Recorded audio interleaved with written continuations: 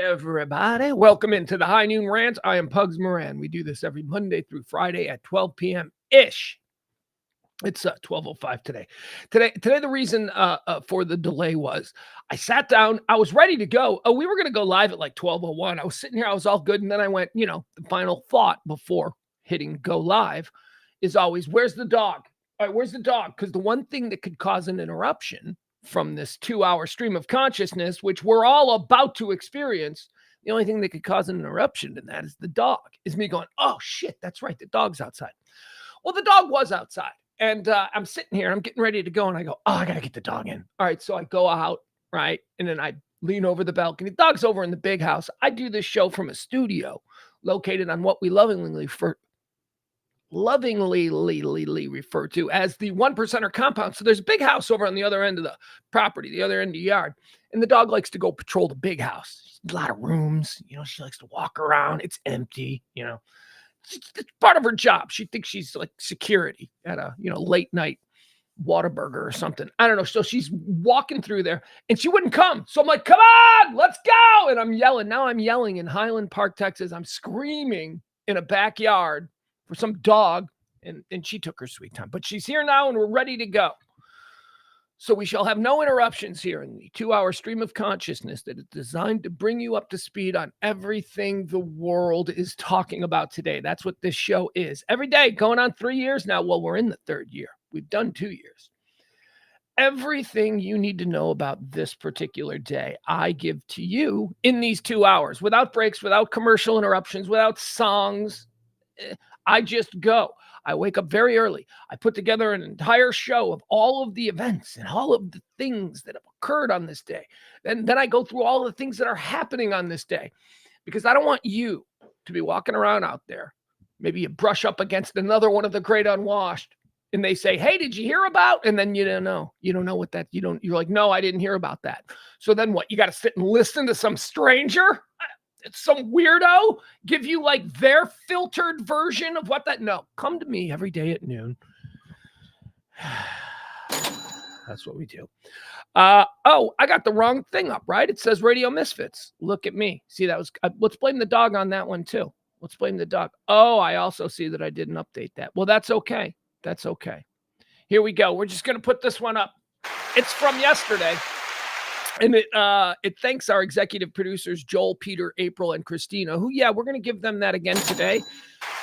Because after paying all the bills yesterday, they came in across right at the finish line. Remember I'm like, so here's how the show runs. The show runs on your gratuities. You guys drop tips every day. And you know what? You keep us going. You've kept us going for 3 years, and we greatly appreciate that. And by we, I mean me and the dog. And every month we have a number we have to hit. And we've hit it every month. And this month was like, okay, I don't know that we're going to hit the number, but we're going to come close. And my people are awesome. And we made it anyway. And so I was cool with that. And then at the last minute, on the final day, look who came through. Joel, Peter, April, and Christina got us across the finish line. So so we're going to make them executive producers of this day as well. Big tipper of the show. That's right. Every day we do accept your tips. Big tipper of the show should expect to be named the executive producer of the following show. Okay, so let's get started. How does this show run? Well, 4 quarters. I look at it like a football game because I'm an American. I'm an American, but this show ain't divisive. There ain't no divisive politics in this show. I don't give a crap if you're red or blue. I don't care. I myself, I don't know what I am. I'm a moderate. I'm like in the middle, my liberal friends. And I have liberal friends. So I guess that right there tells you that I'm not super crazy in any one direction. My liberal friends say that I'm too conservative, and my conservative friends say that I'm too liberal. So that's who I am. And you know what I think? I think that's how most of us are.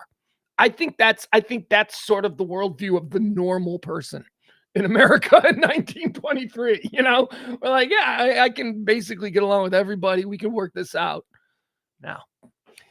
So that's what we do here. So if you like that kind of talk radio the way it ought to sound, coughs and all. Hold on.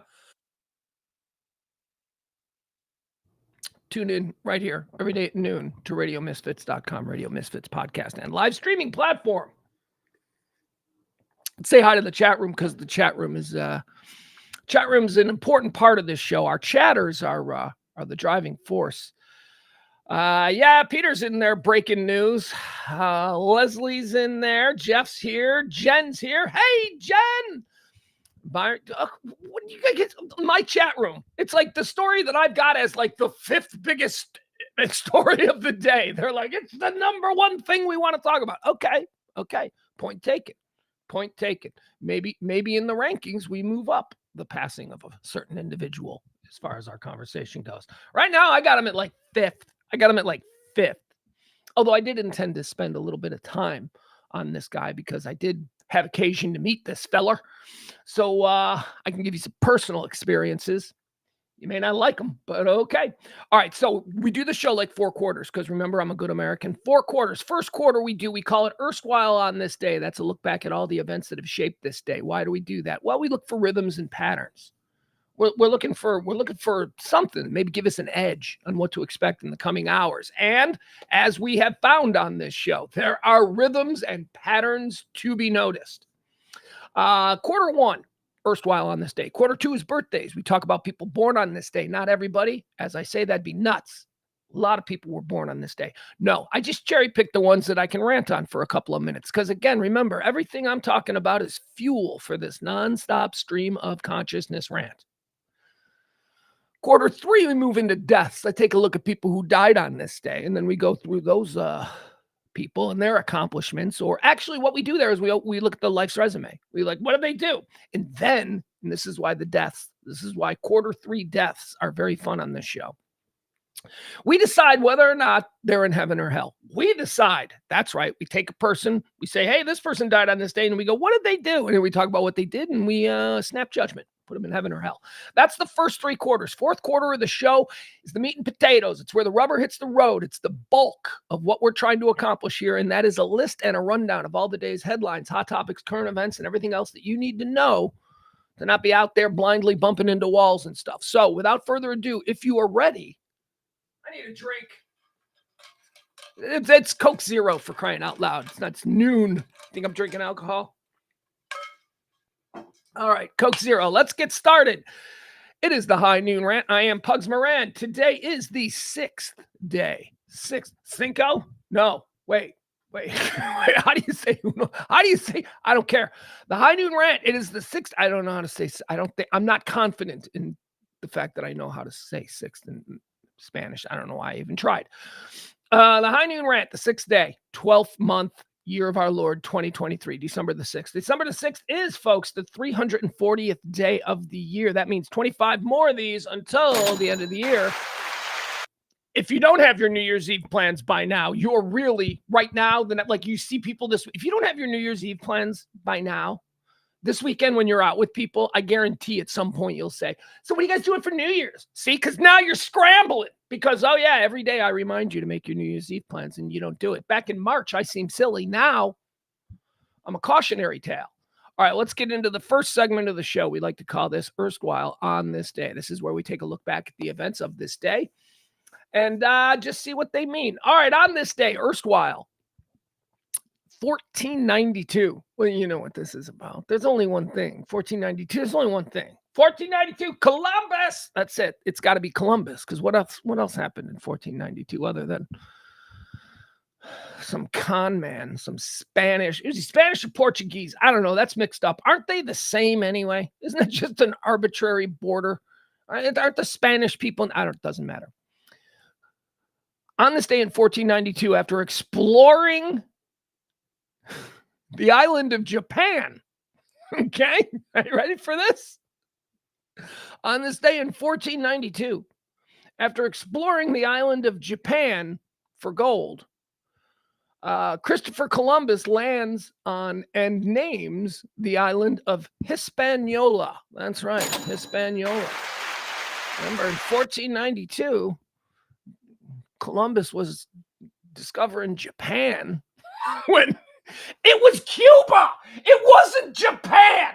He went the wrong way. Never in the history of humanity has one individual dick tripped into infamy quite in the way that Christopher Columbus did. Christopher Columbus was an inept, ship's captain. He went the wrong way, like completely the wrong way. Took the low. Columbus was trying to prove that the world was round. He didn't have any stake in that game. He didn't give a shit if the world was round. He was looking for someone to stake him so that he could get a crew together and go and rob and pillage island nations. That's what he wanted. And he was planning on going like to India and all that shit. And he went the wrong way. He dick tripped. He's discovered on this day, he's rampaging through Japan. He's telling everybody, Japan. By the way, you guys, why has this never been made a comedy film? Why has Columbus's voyages never? What is Jack Black doing? Jack Black could play the inept Columbus. On this day in 1865, Georgia ratifies the 13th Amendment to the U.S. Constitution. It's Georgia Cuck Day. That's right. It's the day that Georgia got cucked.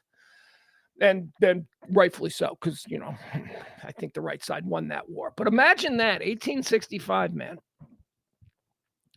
Georgia, you just fought a war. They just burned the land to the ground. You've just been completely, and now they're forcing you to like totally vote publicly.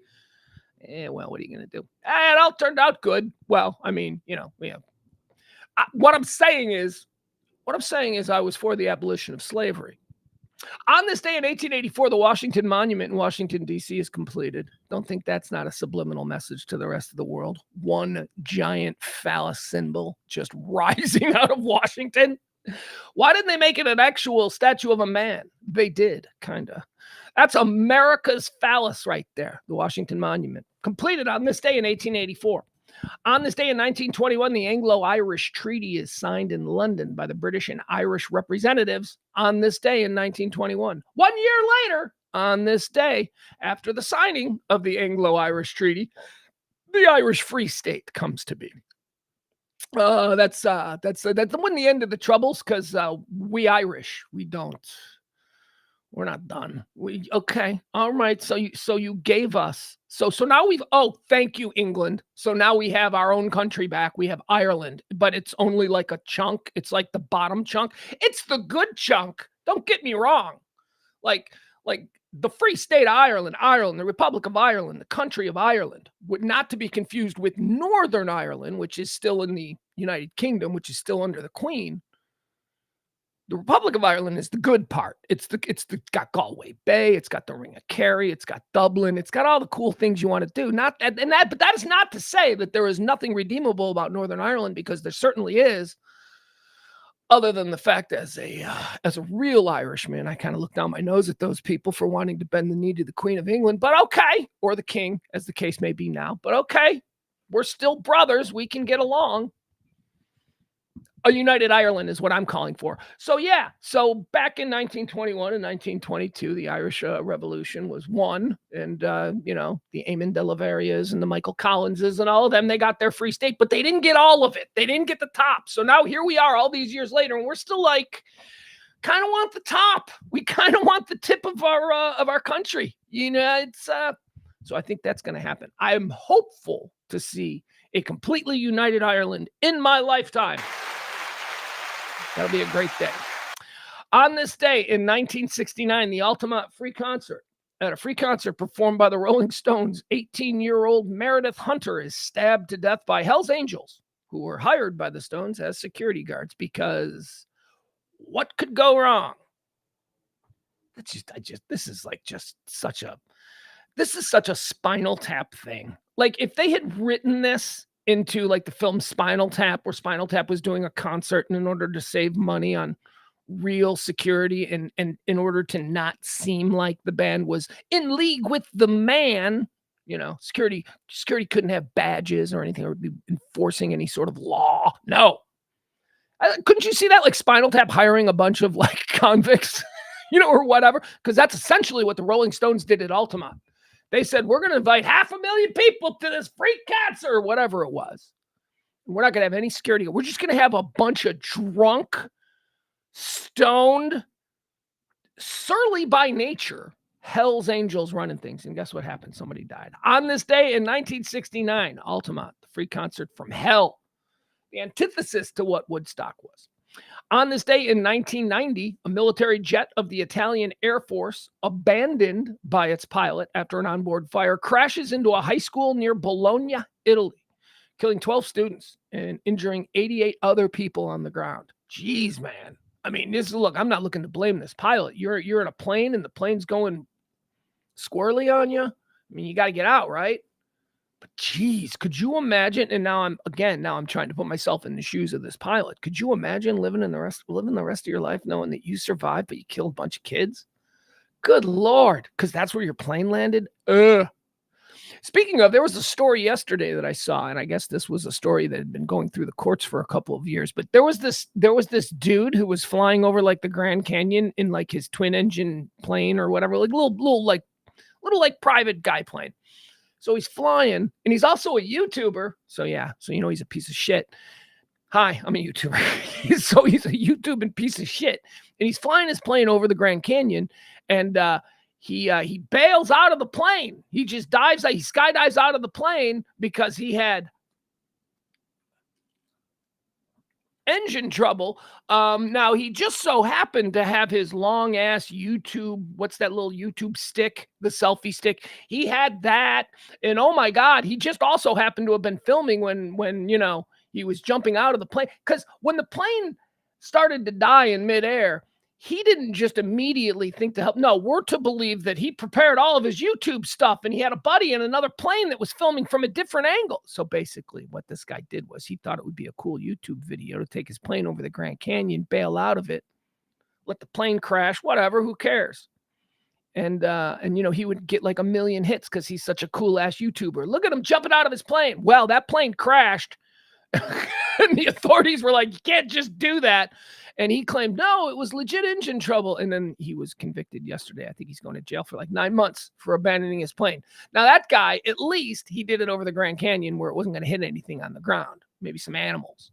This poor guy, this poor Italian pilot, he bailed out of his plane and hit a high school.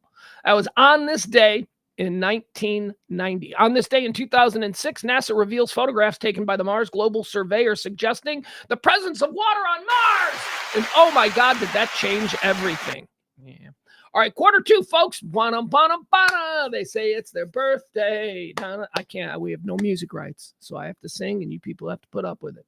Born on this day in 1921. Here's a dude forgotten by history. I like to throw these guys out.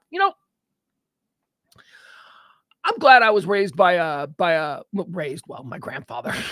he was like a historian of sports from like the 1940s, 50s, and 60s, and all the shit that I missed. And I think part of the reason that I make it such a priority to fill my kid's head with all of this stuff that happened before he was born and make him appreciate these things is probably because of my grandfather. And one of the guys that my grandfather used to talk about a lot, like imagine me as like a little 10-year-old sitting around in the grandparents' living room with grandpa watching, Kenny Stabler's Raiders take on Randall Cunningham's Eagles or whatever it is. We're sitting there. So that was the scene, me sitting there. And the whole time grandpa would be going, yeah, this Stabler, this hippie son of a bitch, he ain't got nothing on Otto Graham and Sid Luckman. I used to get that. Otto Graham celebrating a birthday today. Otto Graham, one of the great forgotten quarterbacks in NFL history. This dude was the shit, man. I think he still owns records. Cleveland. And by the way, he was winning titles and all of this stuff for the Cleveland Browns, and they were unstoppable, and nobody could beat the Cleveland. They won like 3 championship titles in a row. They won like 10 divisions in a row. They were insane. They were the Patriots, and people don't really know well, yeah, but did you ever see that video of Jim Brown? Jim Brown used to be able to run through walls. Jim Brown came 10 years after Otto Graham. That's how good he was. The Cleveland Browns were that good for that long. People don't even remember that. People don't even think about the Cleveland Browns being a dynasty, but they really were. And Otto Graham was the guy who kicked it off for him. Born on this day in 1921. Born on this day in 1941. Here's another guy we talked about yesterday because he died yesterday. Yesterday was his death. He died a day before his birthday. We put him in hell because there is no place else. for the birthday boy Richard Speck, murderer of a bunch of nurses back in 1969, 1970. Richard Speck, we put him in hell yesterday. Today's his birthday. Born on this day in 1948. Here's an interesting one. This was a discontinued line from the Hollywood Clone Factory that I've been investigating exhaustively for the past, what would be a good one? Past 20 years. I've been looking into this exhaustively for the past 20 years. Hollywood Clone Factory celebrating a birthday today. Born in 1948, JoBeth Williams. That's right, JoBeth Williams. JoBeth Williams came to us in a line of clones that featured the likes of Deborah Winger, Barbara Hershey, who else? What was Sean Young? But Sean Young was a derivative of the successful Deborah Winger model. But they all came out of this line of clones. You know, they let them all free, and then they went, let's see which one works. JoBeth Williams worked for a little while, and then people were like, well, we don't know what to do with her because she's not exactly Jacqueline Bisset. Jacqueline Bisset was sort of the apex of that model. She came from a different line, but still they were trying to build off that. JoBeth Williams. Happy birthday. We discontinued her. That's why you never saw her again in a movie past like 1990. JoBeth Williams was in a lot of movies and then nothing. They used to throw people off the scent with the women clones. They used to say, well, that's just because women actresses don't get roles after 40. No, that's not true. They just discontinue the clone lines is what happens. Born on this day in 1948, JoBeth Williams. Born on this day in 1953. Now, here's an interesting guy that came out of Hollywood. I don't know what happened with this guy. What is this? Is this guy self-destructive? I don't think so. I haven't heard any stories about him. But I only know two movies. Like when you mention this guy's name, I go, he's not a big movie star. But then you think of what you know him from, and you're like, why isn't he a bigger movie star? Born on this day in 1953, Tom Hulce. Hulce. I'm never sure how to say that. Okay, so when I think of Tom Hulce, I'm like, yeah, that dude was in two movies. That's it. What a loser. Two movies. Animal House and the star of Amadeus. That's it. I don't know what else Tom Hulce did, but it seems like if you've got one of the biggest, if you're one of the stars, and he was one of the stars, he was Pinto. He was one of the focal points of, we were experiencing the Delta fraternity in Animal House through the eyes of Pinto and Flounder. My point is, and then he played Mozart. He played Amadeus in the film Amadeus, and he was so good in that. And then, Tom Hulce. What's next for Tom? Nothing. I don't know. What else did he do? He's a knockaround guy. He pops up every now and again, but should be a much bigger actor with those two films. Let's see here. Born on this day in 1955, one of the greatest, a top fiver for me, a top five comedian of all time. Stephen Wright, ladies and gentlemen. Stephen Wright is not, you can't really, I don't envision a time in my greatest comedians of all time list where Stephen Wright isn't in the top five, because Stephen Wright is such a unique comedian. You go, oh, Mitch Hedberg. Well, no, Mitch Hedberg was derivative of Stephen Wright. Mitch Hedberg talked about that. Mitch Hedberg talked about how his inspiration was Stephen Wright. Stephen Wright, in return, at least during Mitch Hedberg's whole run, was, Stephen Wright, I guess it's hard to tell, right? Stephen Wright, it'd be hard to tell if Stephen Wright liked somebody or didn't. Because Stephen Wright's whole thing is just that he's like this. Yeah, I know that guy, Mitch Hedberg. Like that, Anyway, Stephen Wright, he died. He was incredible. If youngsters out there, I'll get another example. The training, the cultural upbringing of my son made him watch, probably 5 years ago now, made him watch just a bunch of Stephen Wright YouTube videos. He loved them. Like, he's howling. I remember there was one particular joke that he thought was so funny. It was Steve, and it's just a real basic Stephen Wright joke from like the early 80s, but it was something like we drive on a parkway and we drive on a parkway and we park on a driveway. And I don't know, whatever the bit was, he said that, he would run out into his driveway and start screaming at people. I don't know what the joke was. Whatever. I can't do it because Stephen Wright's one of the greats. But I remember my 9-year-old kid just organically hearing this, unfiltered, nothing, just howling. Like, that's the mark of a great comedian. When a totally other generation who's looking at this as something obviously from the past can still be organically, not giving me a courtesy laugh, just like it was a legit laugh. Stephen Wright, born on this day. He's one of the greats.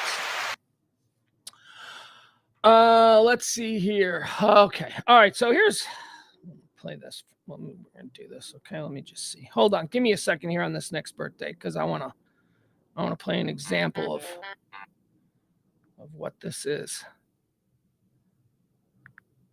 All right. I should have had this pull up, but I didn't. All right. Let's see here.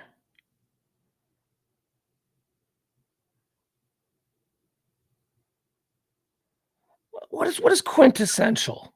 What is quintessential? I'm trying to find something that is just quintessential. All right, let's go back. Let's go back early. Okay.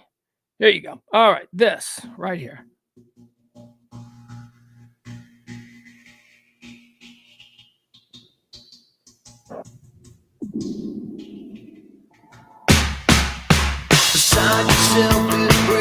All right. So it's Peter Buck's birthday. Now, I wanted to take a moment and just Peter Buck is my favorite guitar player of all time. Pugs, you don't know guitar. What about Eddie Van Halen? I love Eddie Van Halen and all that kind of stuff.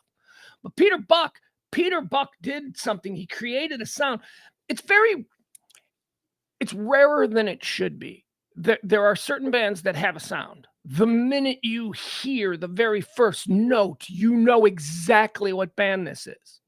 Red Hot Chili Peppers, Smashing Pumpkins, Nirvana, Pearl Jam, the Rolling Stones, Bruce Springsteen. I mean, we can go all the way back. Styx, we can go, but Journey. These bands, they have a sound. REM was one such band. REM had this jangly fuzzbox garage guitar sound that really hadn't been popular since the late 60s. It was totally out of vogue.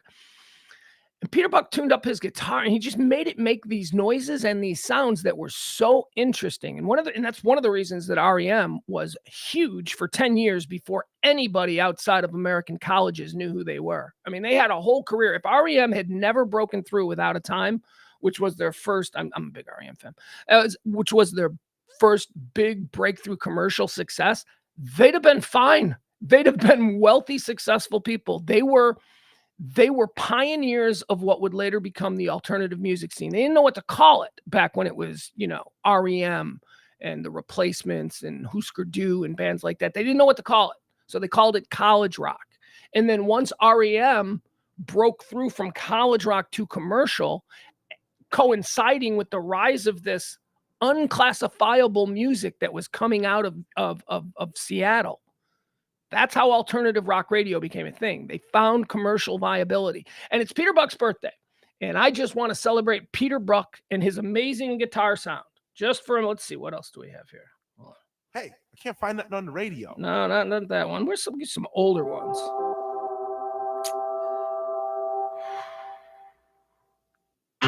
Here it is. This is like quintessential Peter Buck guitar sound.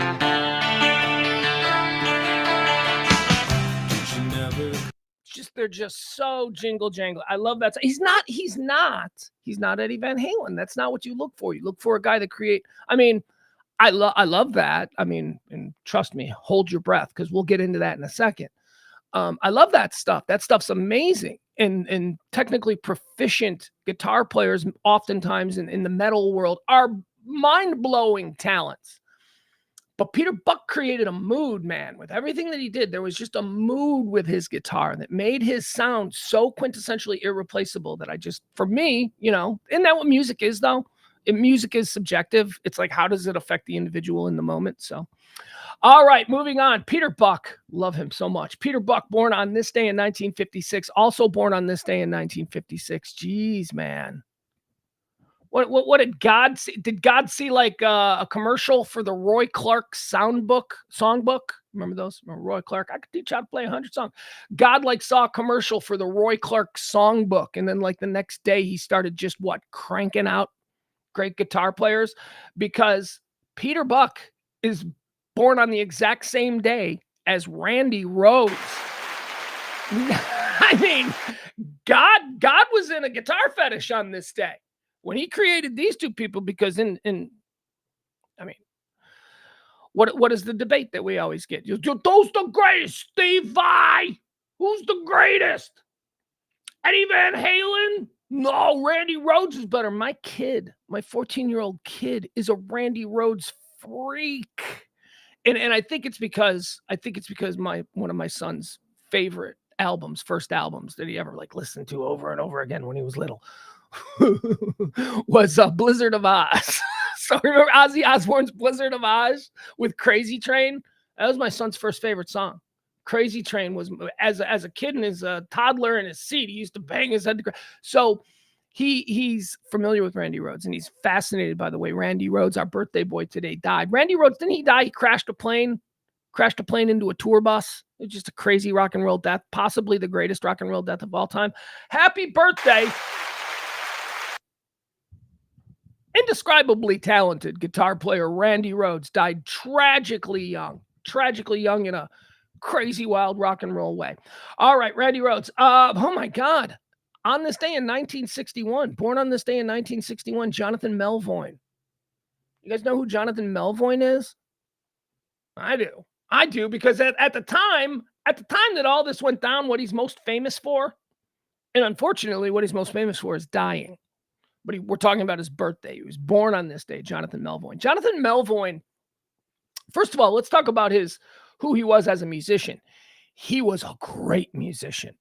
He was a great musician who at the time of his death was touring with the Smashing Pumpkins. He was not a member of the Smashing Pumpkins. He was a hired gun brought in for the tour, but they all knew him because he was a very notable, well-known studio musician.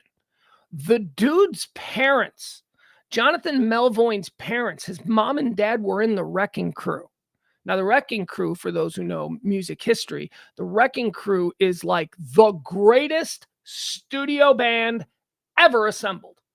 They were a band of studio musicians who were assembled for singer-songwriters in the 1960s when pop music was first coming up. So essentially every song that you ever heard that was made in Hollywood before, or produced or recorded at a studio at Capitol Records or somewhere in Hollywood between 1955 and 1970, that's the Wrecking Crew. The band that you're hearing is the Wrecking Crew. There's a tremendous documentary about it.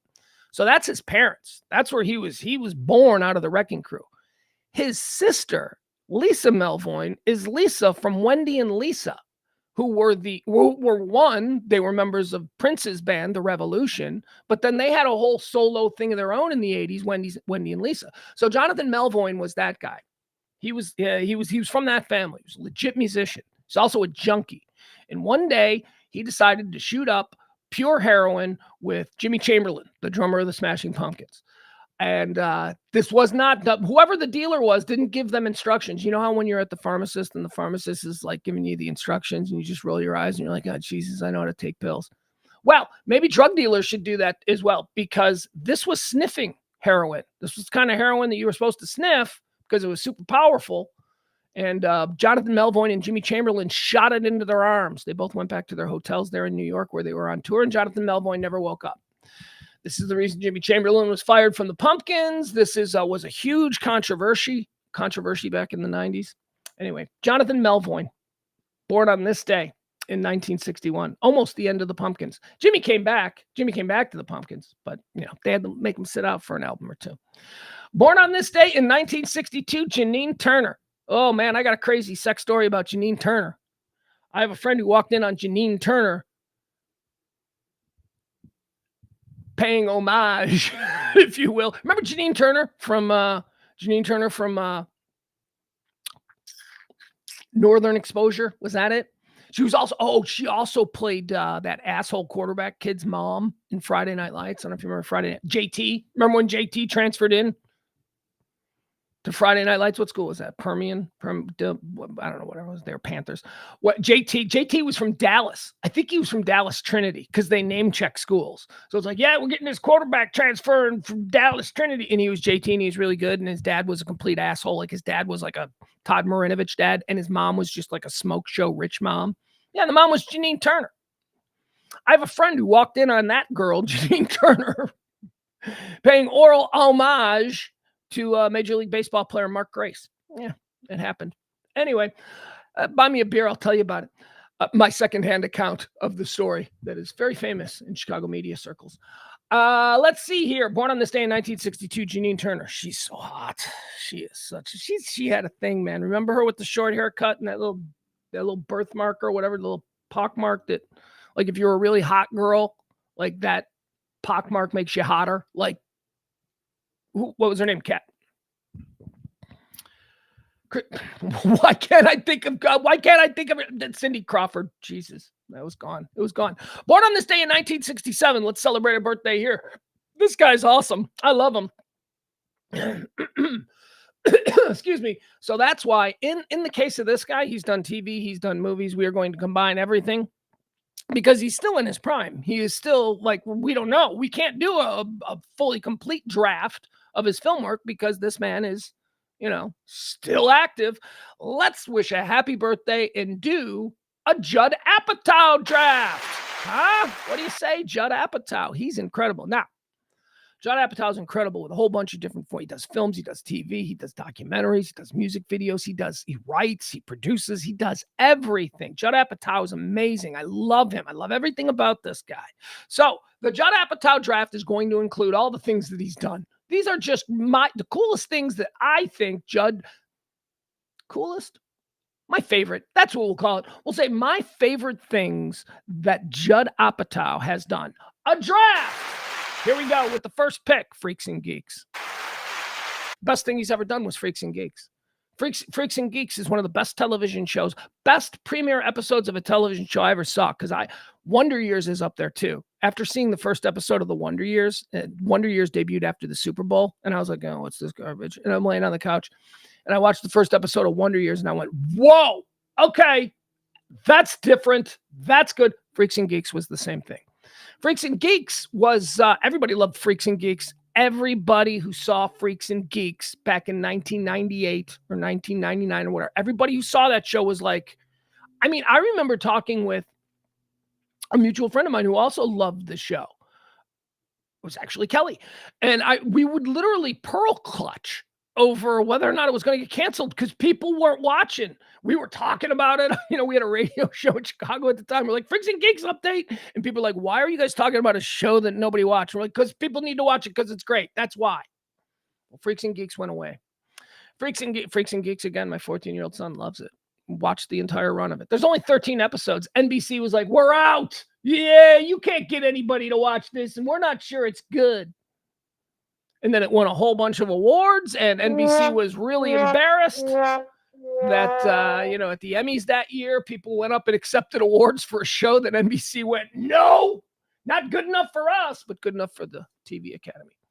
Number 1 in the Judd Apatow draft, Freaks and Geeks. Number 2, 40-Year-Old Virgin. I love that movie. That is such a sweet, innocent movie that's also balls to the wall hysterical. 40-Year-Old Virgin is just a top-tier film.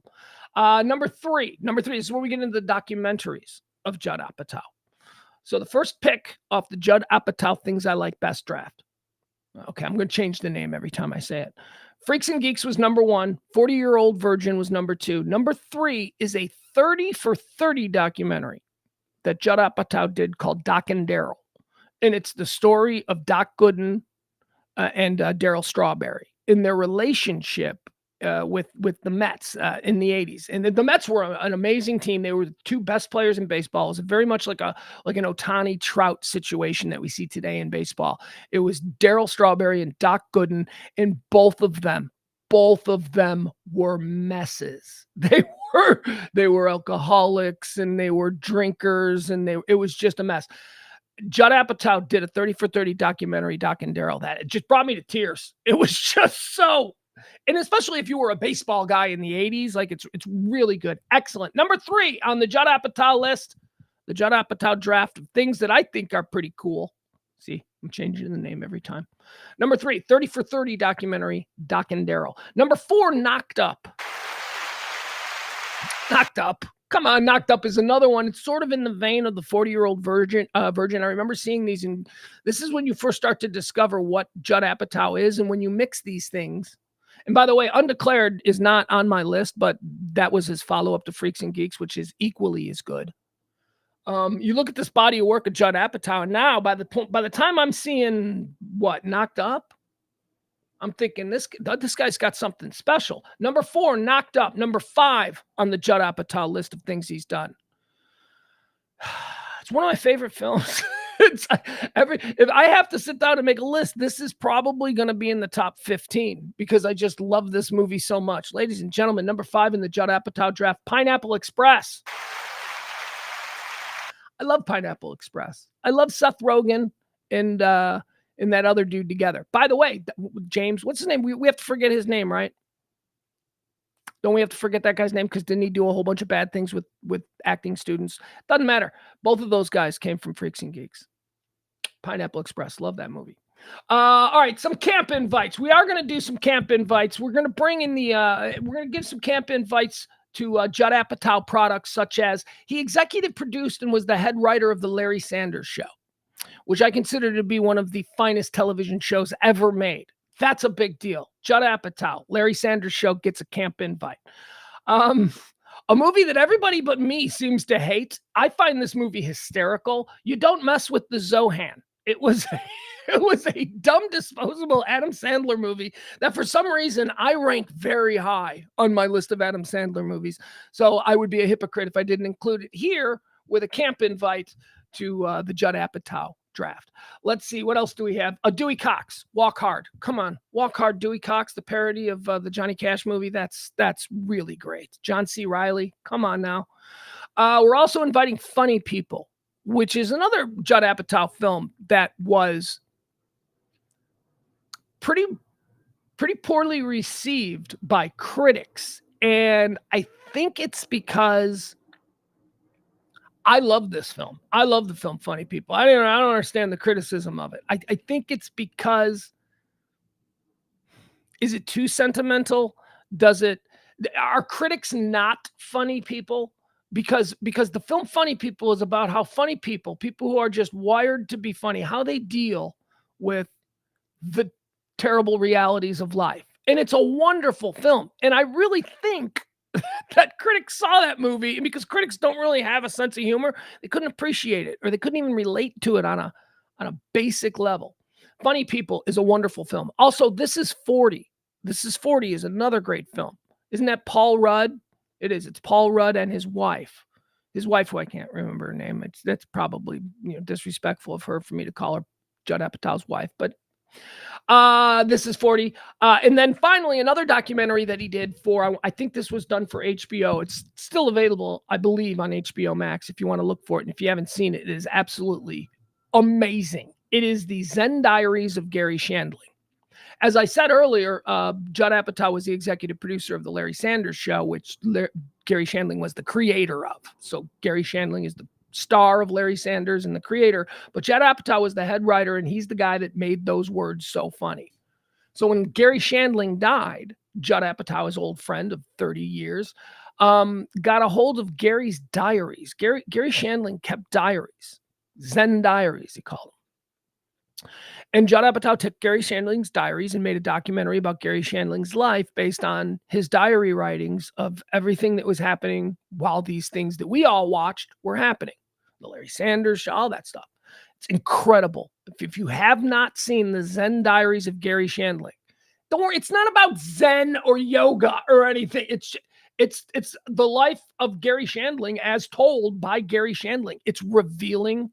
It's the real personality of this guy who was so damn funny. Judd Apatow, born on this day in 1967. That's the Judd Apatow draft. Freaks and Geeks, number 1. 40-Year-Old Virgin, number 2. 30 for 30, Doc and Daryl at number 3. Knocked Up at number 4. And Pineapple Express comes in at number 5 off the board. That's our 5-round Judd Apatow draft on this his birthday. Judd Apatow, born on this day. What year was he born? 67. Oh, thank God he's older than me. Oh, God, thank God. Born on this day in 1971, Ryan White. Remember him? Remember, Ryan White is the kid who exposed American Christians in the 1980s for being really awful people, at least the hardcore Christians. Ryan White was the little kid who got AIDS through a blood transfusion. And then Christians from all over the country descended upon Indianapolis to circle his school and throw rocks at his car while he was trying to go to school. Remember that? Remember how we treated Ryan White? Yeah, never forget. Or forget how we treated Ryan White. And never forget the people that led that charge against Ryan White were doing so with collars around their neck and signs praising Jesus and throwing Bibles in the air. Ryan White was a kid, man. Ryan White was a kid who was sick, who got a blood transfusion and got a disease. We should have been around him, and there were people who did that too. That's a story we didn't hear at the time. Who were the people that encircled Ryan White against this insane mob of people who thought that he had the gay disease and he must be punished? He was like an 11-year-old kid. He didn't have the gay disease. He had a disease. Jesus, man. I mean, I was a young man watching that. Formative years, one could say. And that was one of the things that made me go, wow, people are bad.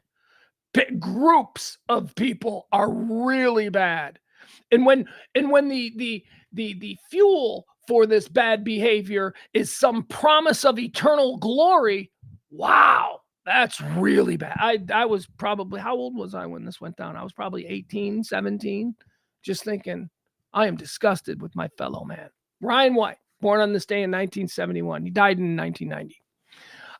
Born on this day in 1982. Here's somebody. Here's you want an aspirational story? Here's an aspirational story. This dude was like selling aluminum siding. Recent college graduate. He played a little college football, but you didn't get much of a look. But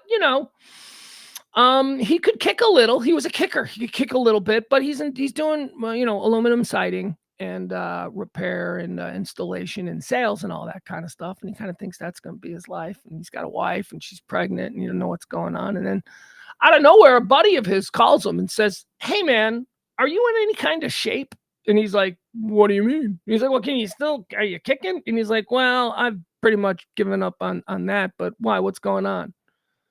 And this dude goes, "Well, the Chicago Bears are desperately in need of a kicker, and they are holding an open tryout, and they've got like 20 dudes showing up. And I figured, man, why not give it a shot?"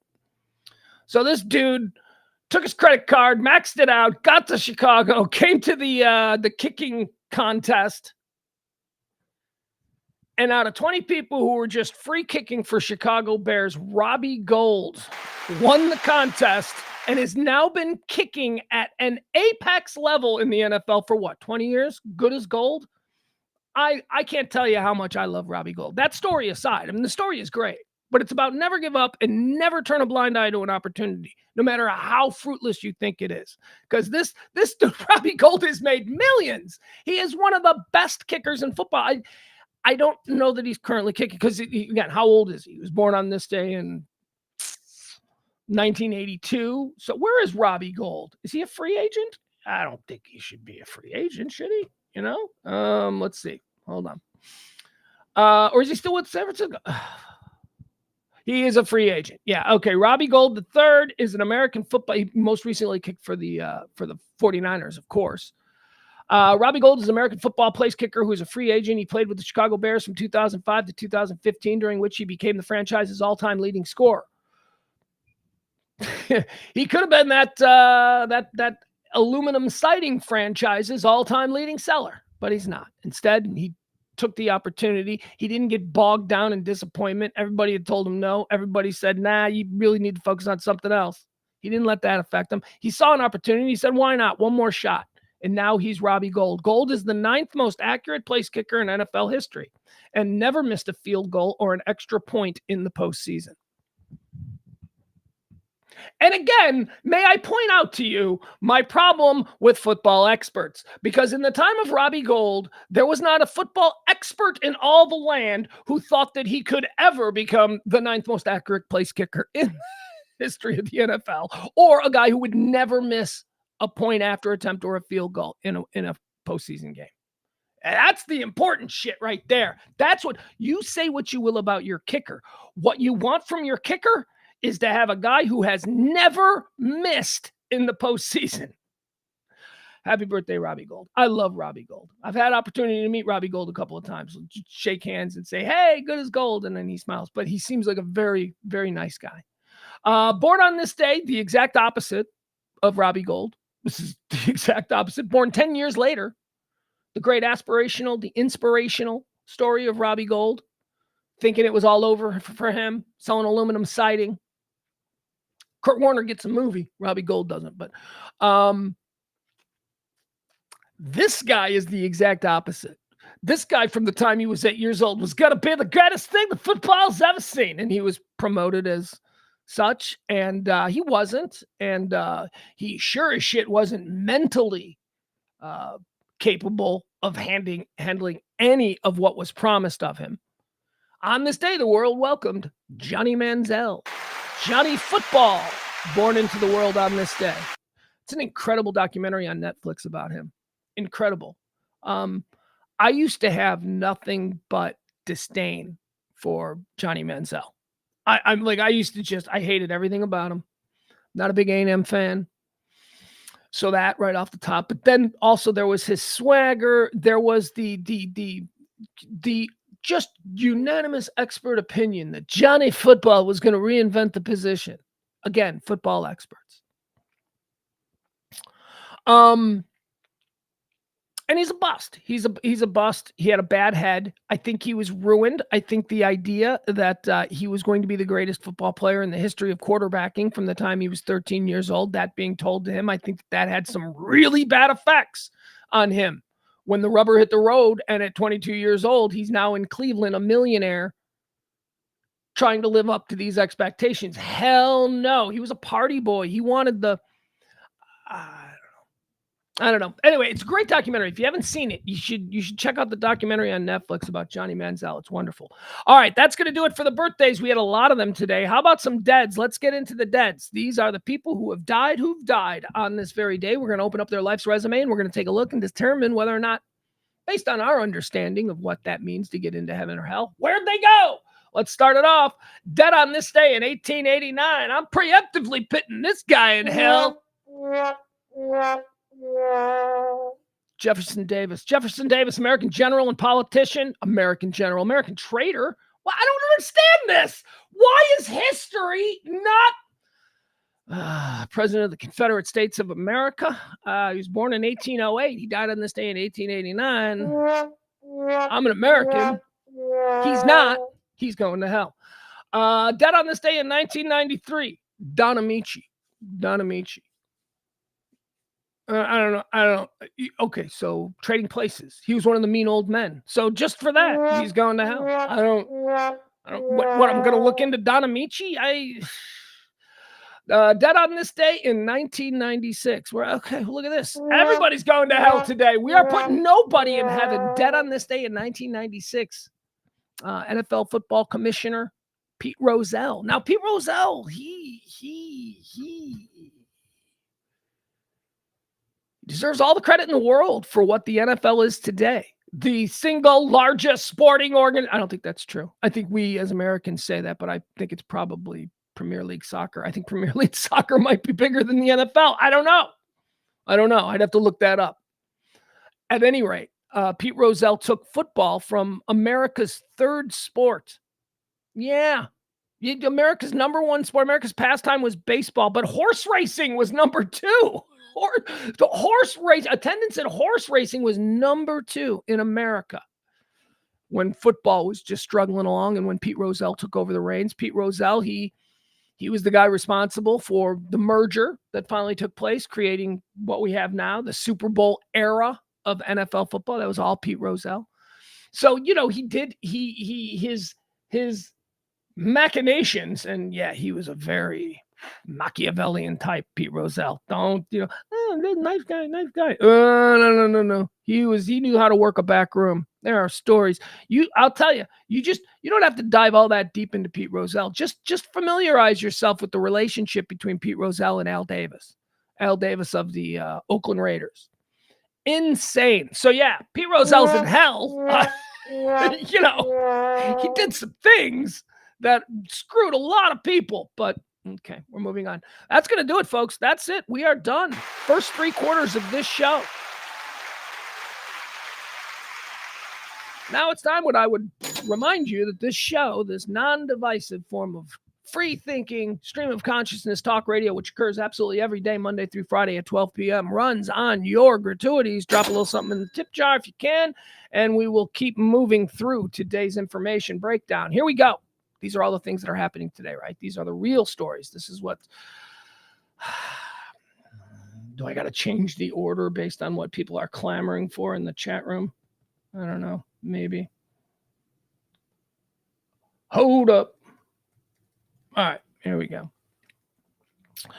First and foremost, Israel. There's a war going on over there, and we have to start that off because apparently that's the number one thing in the world that everybody's talking about. Bombs are flying on both sides, and people are dying, and guys in suits are getting together, and they're discussing how to stop it, or do they really want to stop it? Who knows? It's the never-ending story of Middle East wars.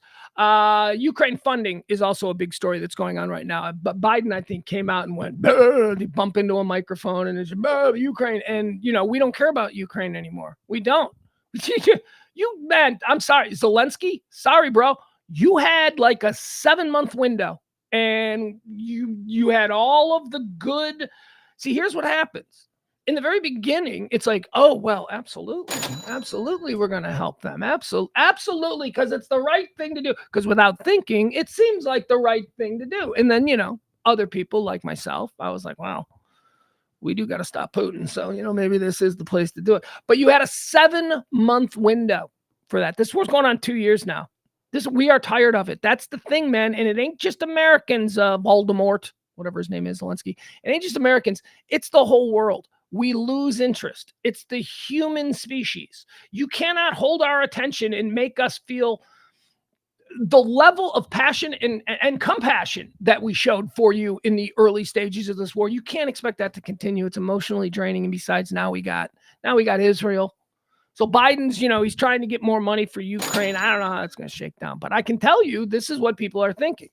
You have 7 months before the anti-machine. And what is the anti-machine? The anti-machine is the thing that cranks up in opposition to anything that somebody wants to do. And it takes months and months of constant, Newsmax and Fox News interviews and whatever. It takes months and months for that to become the narrative of the land. The programmed idea. You have to sit and watch TV. You have to sit and watch Hannity for about 4 months of him endlessly going, Ukraine is evil, Ukraine is not. You have to listen before you completely turn the tide of sentiment in the country. And the tide of sentiment concerning Ukraine has turned. You had 7 months. You had 7 months of goodwill, and then the anti-pro-Putin narrative took hold in this country, and now it's just about screw you. They're done. Ukraine ain't getting nothing else. It just has no support because that's how humans are. We are focused now on Israel. It's unfortunate, but it's a thing. It's unfortunately we have these wars. It's unfortunate that we have to become involved as the United States of America, as the biggest kid on the block, as we like to see ourselves. We had a shooting rampage here in Texas yesterday that I am not seeing reported anywhere. Did you guys see this story out of Austin and San Antonio that happened yesterday? This guy now we don't know. I'm going to read you the story here. I don't know what is 6 dead. 6 people are dead yesterday. This guy was just driving around in his car killing people all throughout like Austin and San Antonio. And then the cops in Austin are like, hey, what's this we're hearing on the radio in San Antonio? And then they talk and they're like, oh my God, it's the same guy. He's just driving around. It's the kind of stuff that's going to happen. I'm telling you that Austin, San Antonio, what are they calling it? They're not calling it a metroplex. What are they? Centroplex or something? Like the Central Texas metropolitan area or something I've heard it referred to. I don't know if you guys in the chat room, if you know what they're calling that. That is going to be the largest metropolitan area in America in a couple of years. Have you seen that? So you've got the city of Austin, which is exploding. And then you've got the city of San Antonio, which is exploding. And for those of you not in Texas, these two cities are really close. It's like Joliet and Chicago. Think of it like that. So you got Austin and San Antonio, and now everything in between Austin and San Antonio is being built up. New brownfields, right? I mean, that's like an exploding area. Everybody's moving there. It's going to be millions and millions of people living in that area. And we're going to start seeing crazy shit like this. 6 dead in Texas. Shooting spree over 8 hours, including couple discovered in home at grisly scene. Suspect has been charged with capital murder. Austin officials didn't name the suspect, but Shane James, 34, was booked into jail on 4 counts of capital murder just after 2:30 a.m. 6 people are dead after a series of shootings lasting throughout the day and evening in Austin and San Antonio.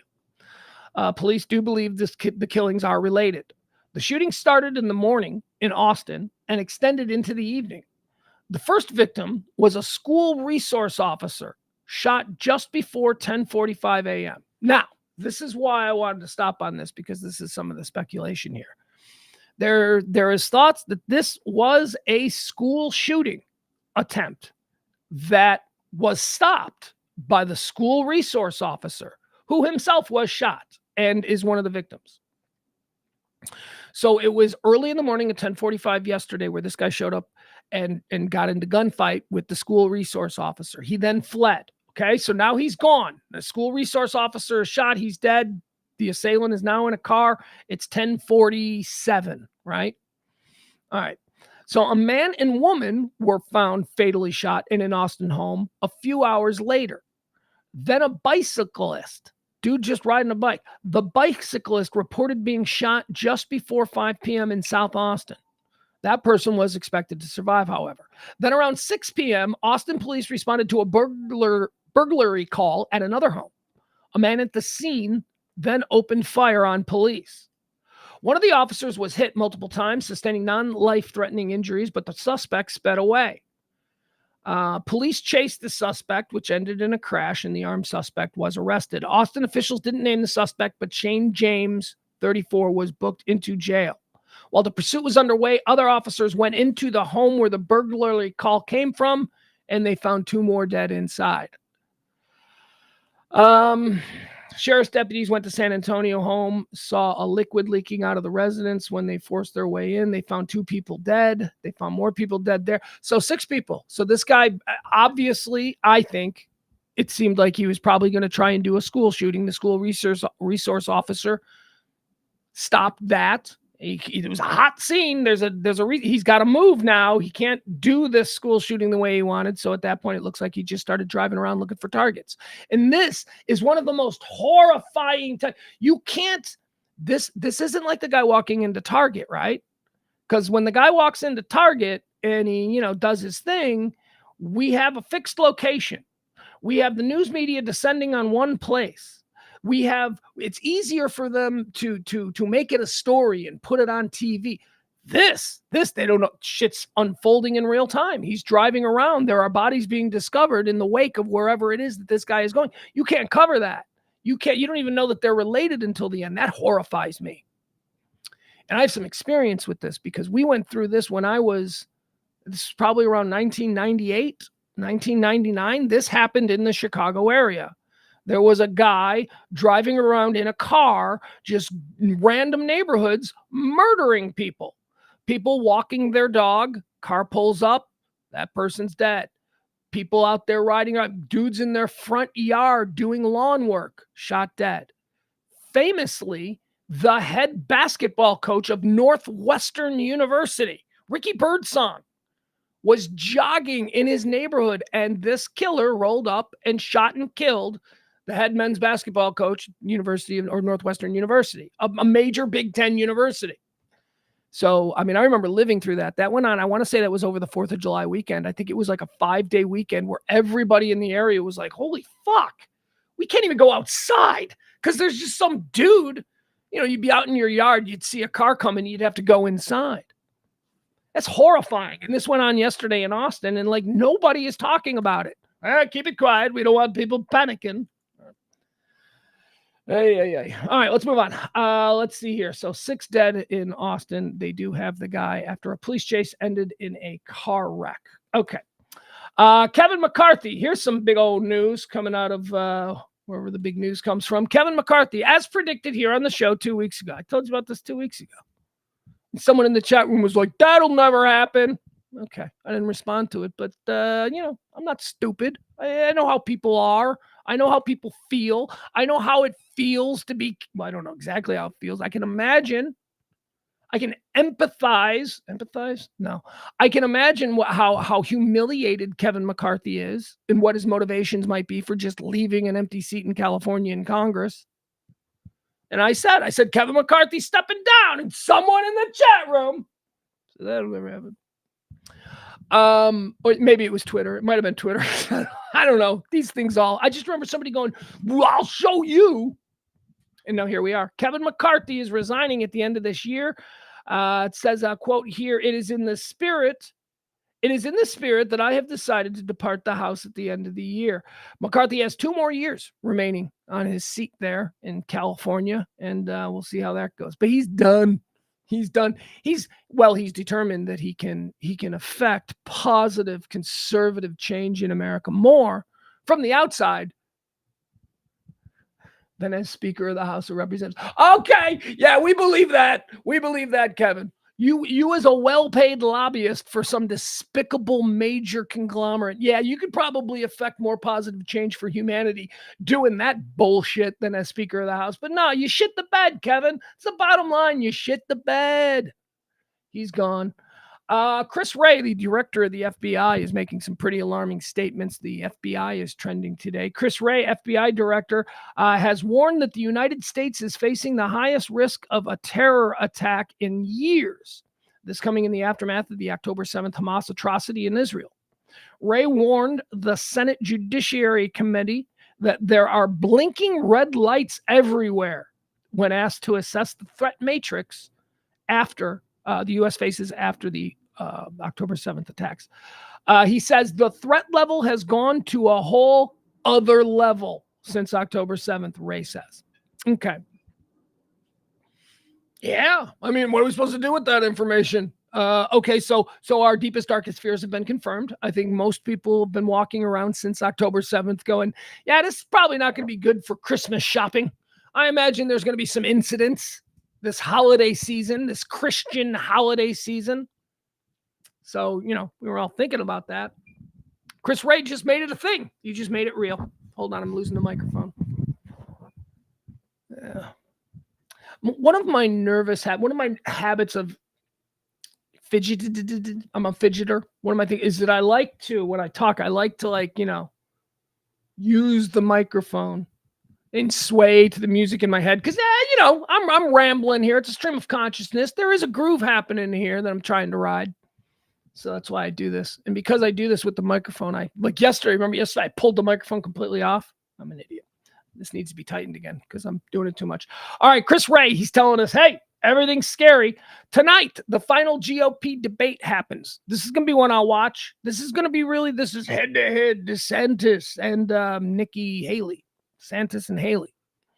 They're tied, dead heat for the GOP going into Iowa. They're apparently they're neck and neck there in Iowa. DeSantis is done, right? I mean, this guy, he can't be. Here's the thing. This is me. Again, we don't do politics on this show, but this is me as a guy in the middle who, is looking at both of these people. And here's what I see. I see that DeSantis could very well win the primary. Or DeSantis could very well be the main guy against Trump, right? But DeSantis can't beat Trump.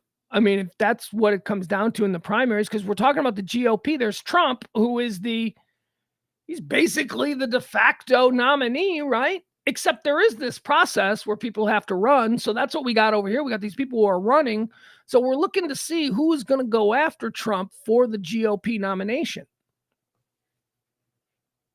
And I just don't think,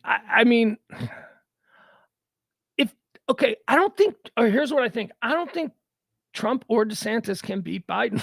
I don't think it matters. I think those two names, it doesn't matter that it's Biden. It could be anybody else. I just do not believe that popular, sentiment is in favor of either of them winning the White House again. And again, it's a long way off. Right now, we're talking about the primaries.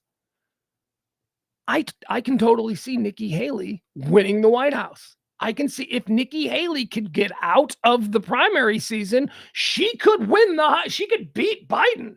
She could thump Biden, I think. I might vote for Nikki Haley. That's a different option. I ain't voting for DeSantis and I ain't voting for Trump. And I ain't voting for Biden either, but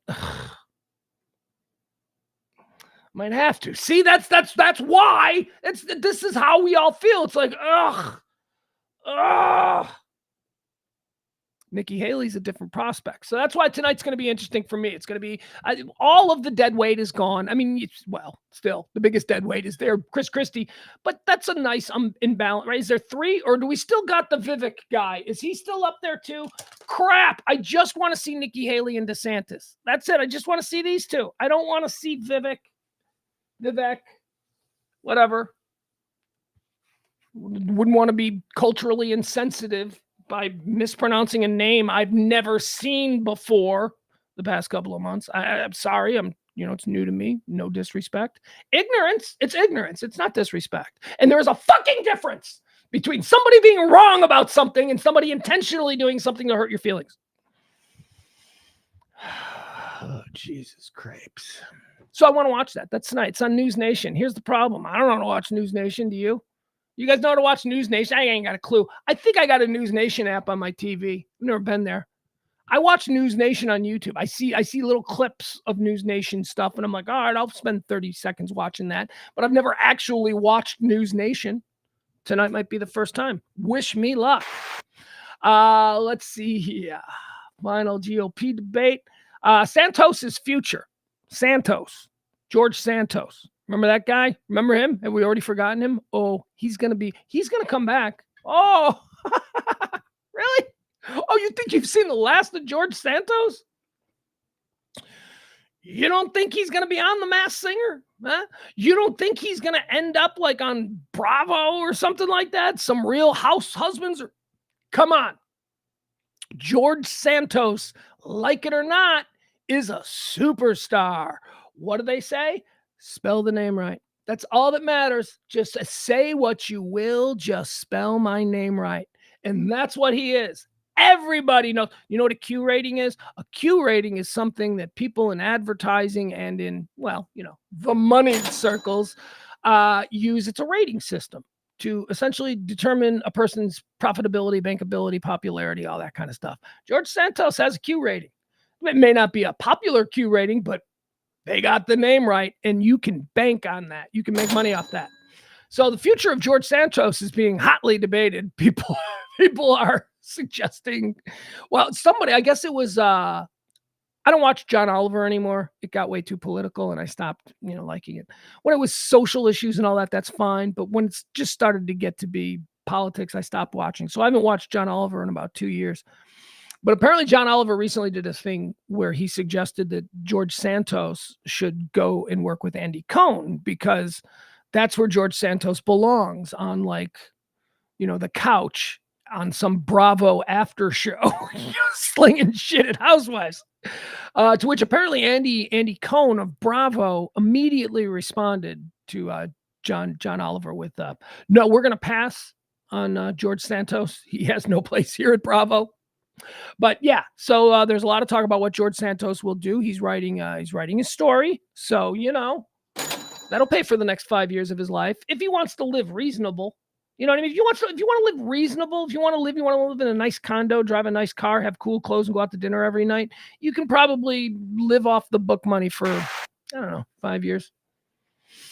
And that's still living like a rich guy. I mean, based on my stat, living like a rich guy. There are levels to rich guy. I'll give you an example. When I was a kid growing up, if you went on vacation with an airplane, if there was an airplane involved in your vacation, you were rich. That's how I determined if you were rich. If you had an in-ground swimming pool in my growing up, you were rich. But really, it was like, you going on vacation? Where you going? Because most of us would be like, we're going to Michigan. We're going to Wisconsin. We're going to go to the Ozarks. That's where you go. If you live in Chicago, that's where you go. And you drive to these places because it's only like a couple hours. You just drive and you're there. You're in the Ozarks. You drive, you're up in, Green Bay or wherever it is in Wisconsin, like, like Geneva, wherever, Michigan, right around the lake. You just circle. But when somebody was like, yeah, we're going to California, or God forbid, I had friends I had a friend who went to Paris for like a month, and I was like, Jesus, what's it like to be rich? And he wasn't rich. Like, his dad was a cop and his mom was from Paris, but it just seemed like an extravagant thing.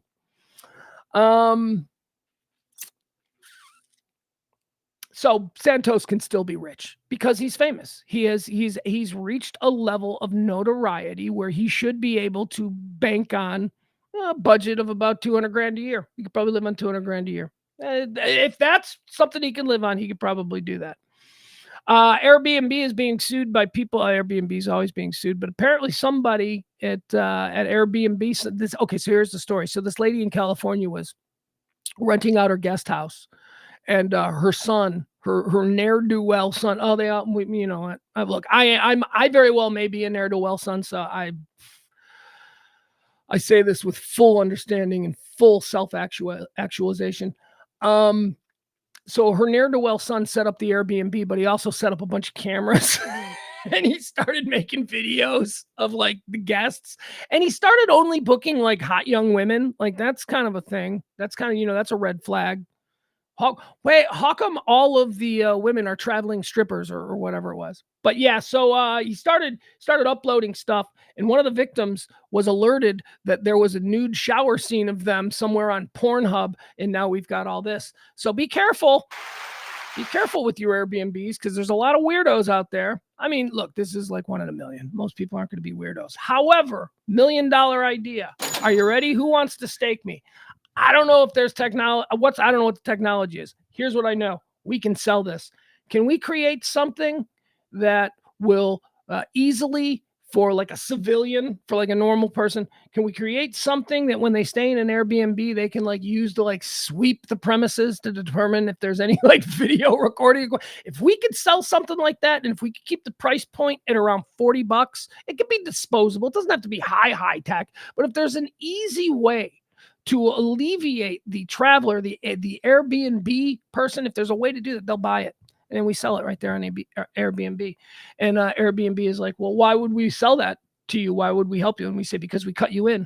And they go, okay. So then when you sign on Airbnb, there'll be this little thing.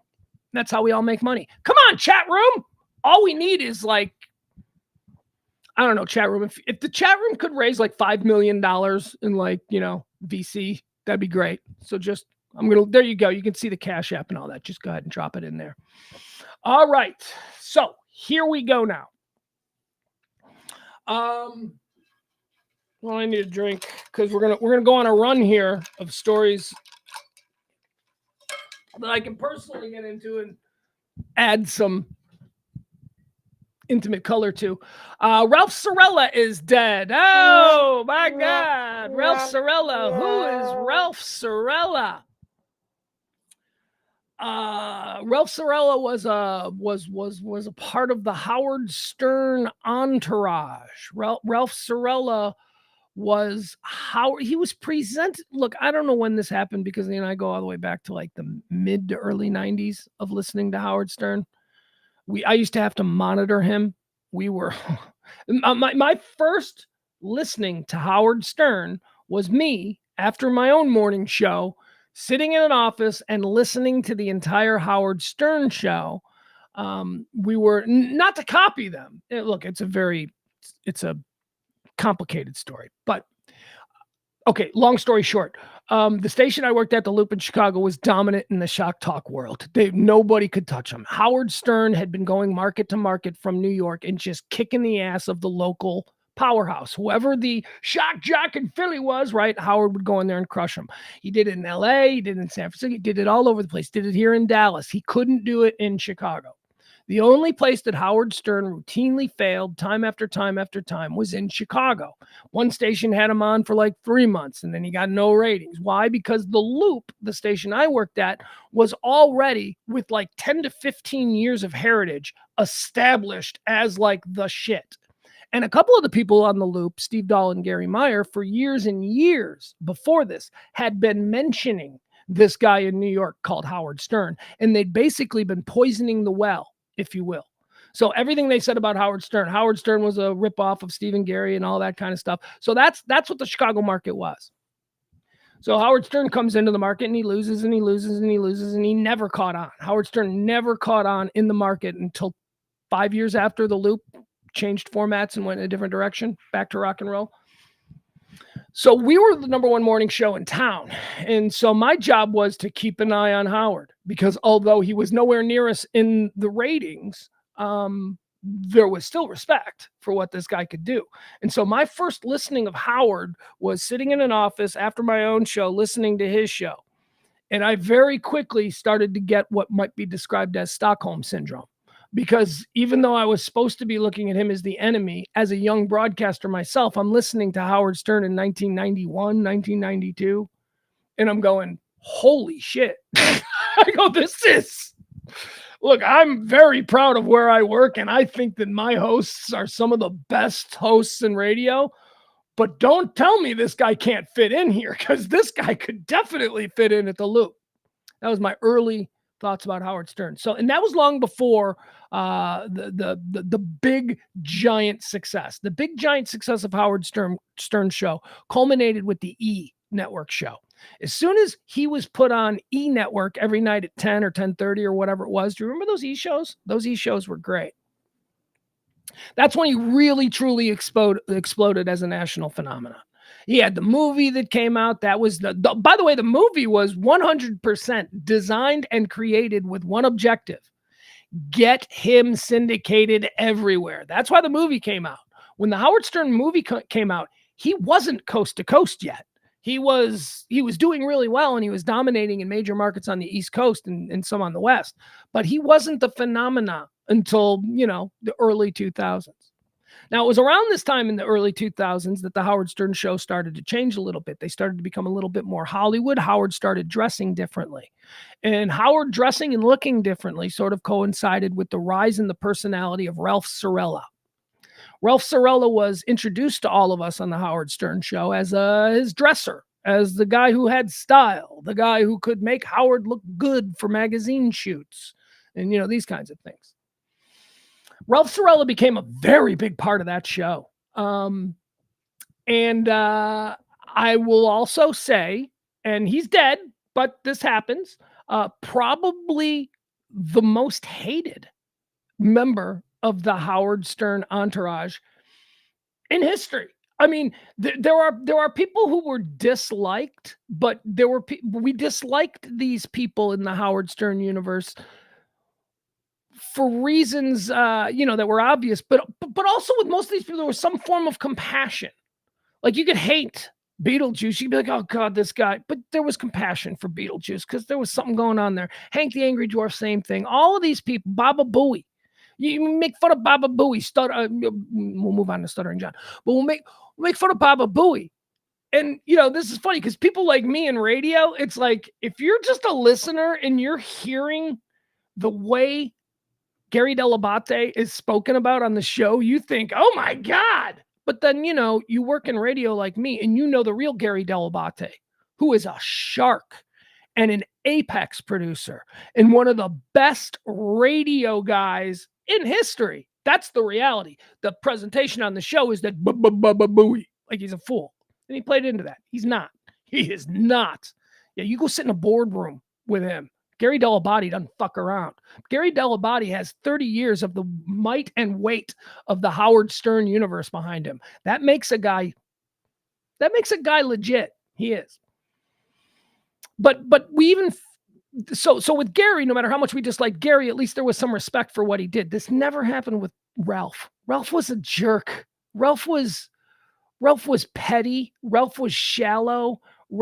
And now again, that's why I want to take my time with this. This is not to say that that's who Ralph was. This is to say that that's who Ralph was on the air. Because remember, I just told you about Gary Dell'Abate, the executive producer. On the air, Gary Dell'Abate's a fool, but in real life, he's not. So I was always very interested in Ralph Cirella. I was very, very interested in What's he got to be like in real life? Because he's obviously an antagonist on the air. Like he's there to get the callers angry, to make the listeners go, "Oh, I hate Ralph," and everybody did hate Ralph. So I met him in like 2006 in LA at one of the Grammy things. He was out there because that's what he did. He used Howard Stern to sort of create this business where he was a stylist. And he was a very successful stylist. Make fun of Ralph Sorella all you want, but that dude made millions and millions of dollars a year. He had clients from Pamela Anderson to John Stamos to, a whole bunch of rock bands. He was their stylist. So we're out in LA, and this is probably about 2007, 2008. And we're at this like Grammy party in the bar of one of these hotels. And I'm sitting around talking to people, and I'm talking to some friends from New York and all that kind of stuff. And I see Ralph Sorella, who's recognizable from the Howard Stern show.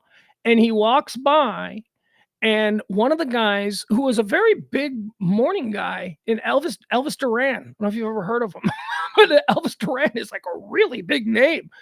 Elvis Duran goes, "What's going on, Ralph?" Like, and he said it in a way like they were friendly. And Ralph stopped and looked around and went, "Oh, I can't waste my time with you. I'm looking for real stars." And Ralph Sorella walked away. And I remember going, "Oh my God." So he really is an asshole. He really is kind of a complete D-bag. That was my one experience with him. Ralph Sorella is dead. He died unexpectedly. Here, I'll give you the story just so we have all of this. 58 years old. It says here, Howard Stern on death of friend Ralph Sorella. I loved Ralph. Howard Stern's friend, and again, people's relationships to one another shouldn't be determined by my one-off experience seeing him and going, "That guy's kind of a dick." But he went out of his way to say, like, he wanted to let Elvis Duran know that he didn't. It was just weird because Elvis Duran is like super big in radio. Maybe not so much at the time, but he was getting there. Howard Stern's friend, longtime stylist, and frequent contributor to the popular radio show has died. Howard Stern confirmed this on his show Wednesday morning. Ralph Sorella has been with Stern and his radio show for decades. Stern said Sorella's heart gave out Tuesday morning during a routine procedure. He said that Sorella was being treated for a rare lymphoma that was curable and treatable. Stern also said that he was angry that Sorella waited too long to address the issue. Stern quoted as saying, "I just have been so sad and so angry. He didn't take care of himself," Stern said. Well, what do you mean? Ralph Sorella was not a fat man. He wasn't, you look at me, I dropped dead of a heart attack, and people will go, "Well, he didn't take care of himself." Ralph Sorella, I don't know that's, people just die, man. People just die. That's the reality of life. Stop looking for a rhyme or a reason. Stop looking for, if he had just taken better care of himself, we'd have had 40 more years of Ralph. No, people just die. That's what happens. In the grand scheme of things, we are all ridiculously insignificant in the grand scheme of things. That's why it is so important for in the minutia, for in the actual one-on-ones that you have with people, to not be insignificant. Don't be insignificant in your personal universe, because I promise you, in the greater universe, you're totally insignificant. Man, Pugs is getting dark today. Stern said he and Ralph had similar senses of humor. "He loved me," Stern said. "Ralph was a trustworthy, dear friend and made me laugh every time I was with him." He said that Sorella frequently accompanied him on his television appearances, including America's Got Talent and The Late Show with David Letterman. Stern credited Sorella with his marriage to his wife. "He's the reason I met Beth," Stern said. He recalled Sorella urging him to go to a party where he met the woman that would eventually become his wife. Stern also said his wife said he and Sorella shared a secret language. Actor John Stamos, a frequent guest and personal friend of Stern, first posted about Sorella's death on Facebook early Wednesday morning. Stamos met Sorella through Stern and became close friends with him. Here's what Stamos said. "At the painfully young age of 58, my dear friend Ralph Sorella was suddenly taken from us. leaving us all in a state of profound shock, Stamos writes. He was, without a doubt, a one-of-a-kind soul. I mean, these are nice things being said by Howard Stern and John Stamos, people who Ralph Cirella was probably really accommodating to. But again, I have the one instance where he walked by Elvis Duran, myself, and a couple of other DJs and said that he can't waste his time with us because he was at a Grammy party and and he didn't even say it jokingly. Like you could pull that line off jokingly while still being gracious. Like you could say, "Hey, how are you guys? Yeah. All right. A lot of stars around here. You guys ain't them. I'm going to rotate." And then you move. That's how you do it. The joke, everybody laughs and they get it. But what Ralph Cirella did was, I'm not going to waste my time. Like it was a judgment. So I have no doubt that people like John Stamos and Howard Stern saw a different side of him. He's dead and we all die. And that's all I got to say. Now, I did not like Ralph Cirella on the Howard Stern show. He came off like a jerk. And anytime any situation that had Ralph at the center of it, I was just like, no, come on, move on. I'm going to tune out. I'll listen to something else. Because it always just seems so petty and so shallow. And anyway, we spent a little bit of time talking about the passing of Ralph Cirella, but now we're going to spend a whole lot of time talking about the passing of Norman Lear. Because this is the big one. Norman Lear died today. It's a big one for me. Big one for me because I had always looked at Norman Lear as being sort of the... Norman Lear is like... We just saw him on TV last year. He was 100 years old. He was about to be 101. Remember Jimmy Kimmel? They do those live versions of the Jeffersons or live versions of whatever. They did a bunch of live versions of the of Norman Lear shows. Norman Lear was a TV producer. In my opinion, and speaking for the entirety of Gen X, the most important television producer of all time. I remember seeing Norman Lear last year on that thing, Jimmy Kimmel. Hey, we're doing the Jeffersons live or whatever. And I remember seeing Norman Lear going, holy shit, he's 100 years old. He's not in a wheelchair with a blanket. He doesn't have a feeding tube. He's not like, bah. He stood up. He's joking with Jimmy Kimmel. And I'm like, damn it, man. That is 100-year-old dude. That son of a bitch that I'm looking at in 2022 flew 52 bomber missions over Germany in World War II. And he's 100, about to be 101, and he's still wearing that silly sailor's cap that little fisherman's cap that he always wears. And he's talking and he's telling jokes. It was inspiring. It was incredible. And now he's dead. And when I saw that, I'm like, well, I guess that's over. I guess at some point, what a guy Norman Lear was. Norman Lear was a fascinating dude. Norman Lear was the first guy who decided that he was going to take his own worldview, his idea of the way things should be. He was going to make them funny and he was going to turn them into television shows. And gosh, darn it, did Norman Lear make some television shows. So let's just go ahead and see what kind of, let's see here. Norman Lear, Wikipedia. Let's just go to his Wikipedia. I couldn't even, we could do a Norman Lear draft, but why? All right, here we go. By the way, isn't it nice? I fixed the computer. Yeah, your boy fixed his computer. Remember yesterday, I'm like, I'm like, it won't. I have to hit it 1,000,000 times. Well, I figured it out. And by figure it out, I mean, I did a whole bunch of stuff that I don't know what I did, and now it seems to work. So good. Couldn't fix it again. All right, let's go through his TV productions. The great Norman Lear. Let's see here. Wow. So there's no actual list. It's just, God, this guy did a lot. All right, so let's just start out, right? The big ones. The big is the All in the Family universe. Norman Lear created the All in the Family universe. Now, what does that entail? That entails Maude, which is a spinoff of All in the Family, which is the first spinoff of All in the Family. Interestingly enough, the Bunkers, Archie and Edith, are based on Norman Lear's parents. Maude which is the first spinoff of All in the Family. If you remember Maude, played by B. Arthur, who would go on to Golden Girls fame, Maude was Edith Bunker's cousin, right? So that's the spinoff there. Maude, the character of Maude, was based on Norman Lear's wife. Norman Lear's wife was Maude. That was the creation. All right, so you got Maude. That's an All in the Family spinoff. Then you got Good Times.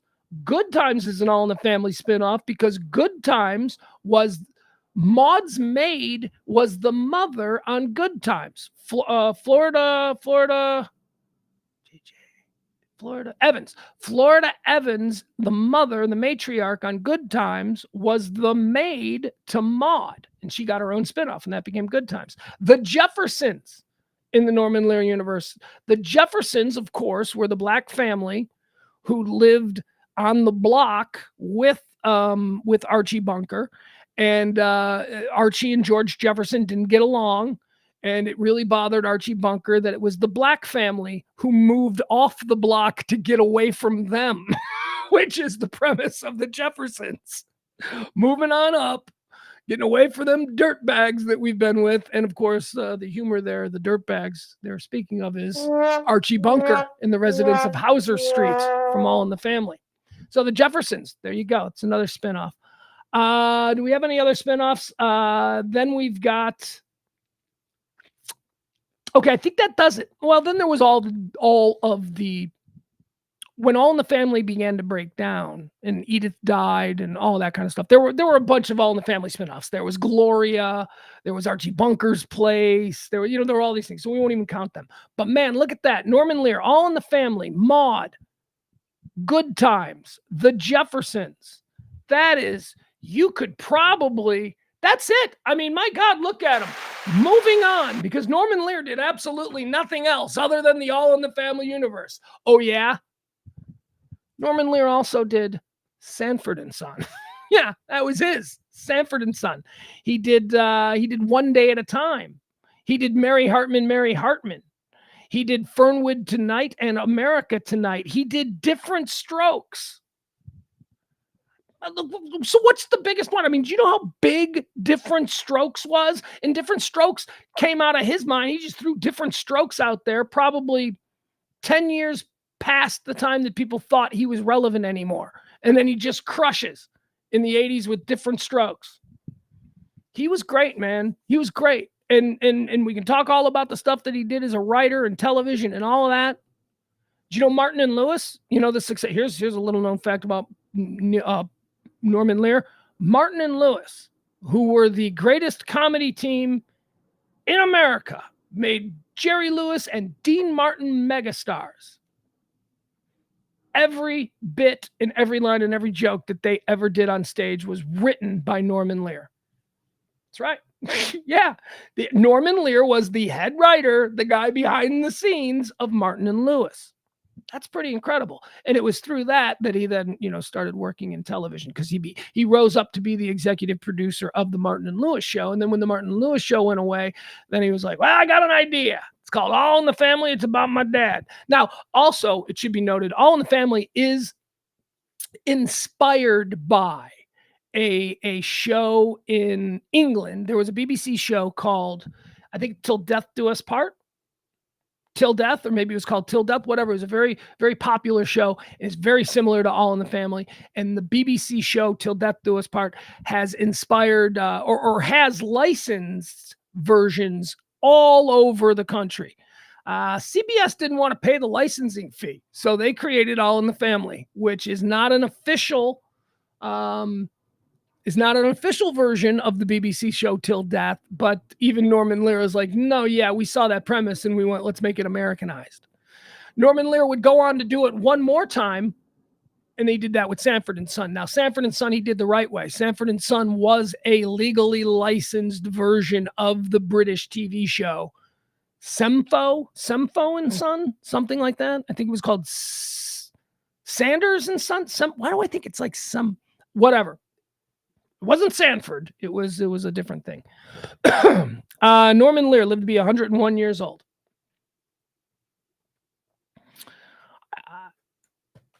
A guy like that, you think of, I mean, I don't know. Again, this is why I say Gen X, because I think of a lot of the way I look at the world and a lot of the things that I think and the way that I was programmed. And Norman Lear did a whole lot of my early programming, sitting there watching the Jeffersons, sitting there watching Good Times, sitting there watching All in the Family. Loved those shows, but there were messages.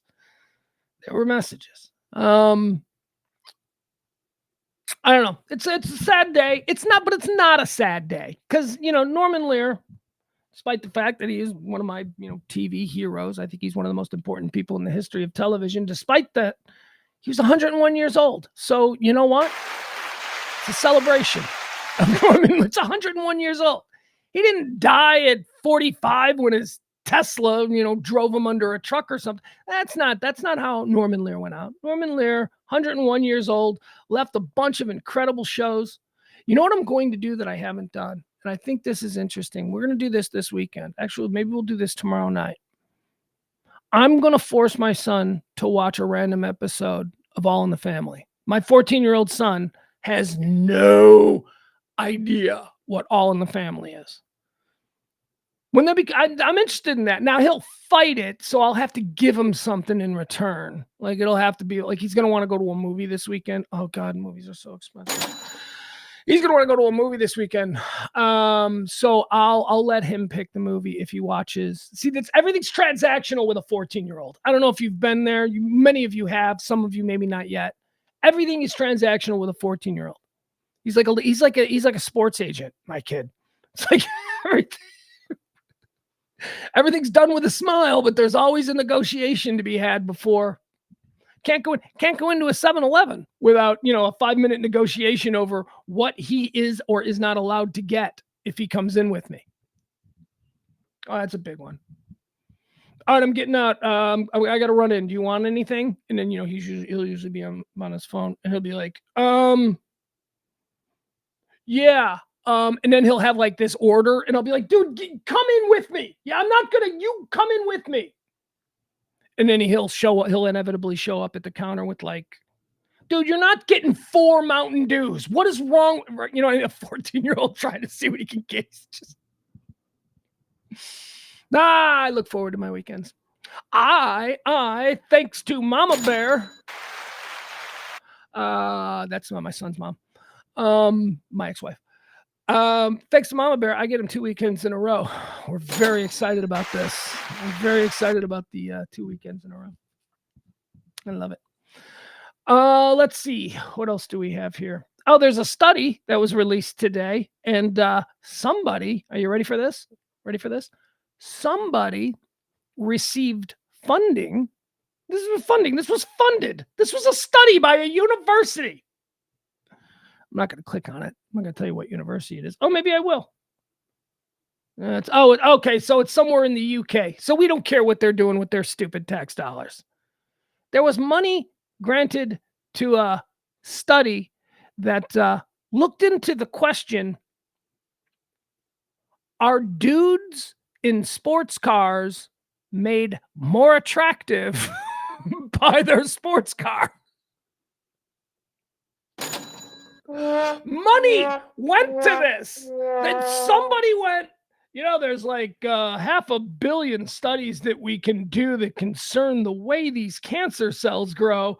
We need to get started on that because, like I said, there's like 1 billion different variations. We should get started. Bob, what do you got? Yeah, I want to know if chicks dig dudes with sports cars. Hey, let's do that one. Yeah, let's give them all the money. Let's give them all the money to see if chicks dig, because they do, right? We're pretty sure chicks dig dudes with sports cars. Guess what they found out? Same dude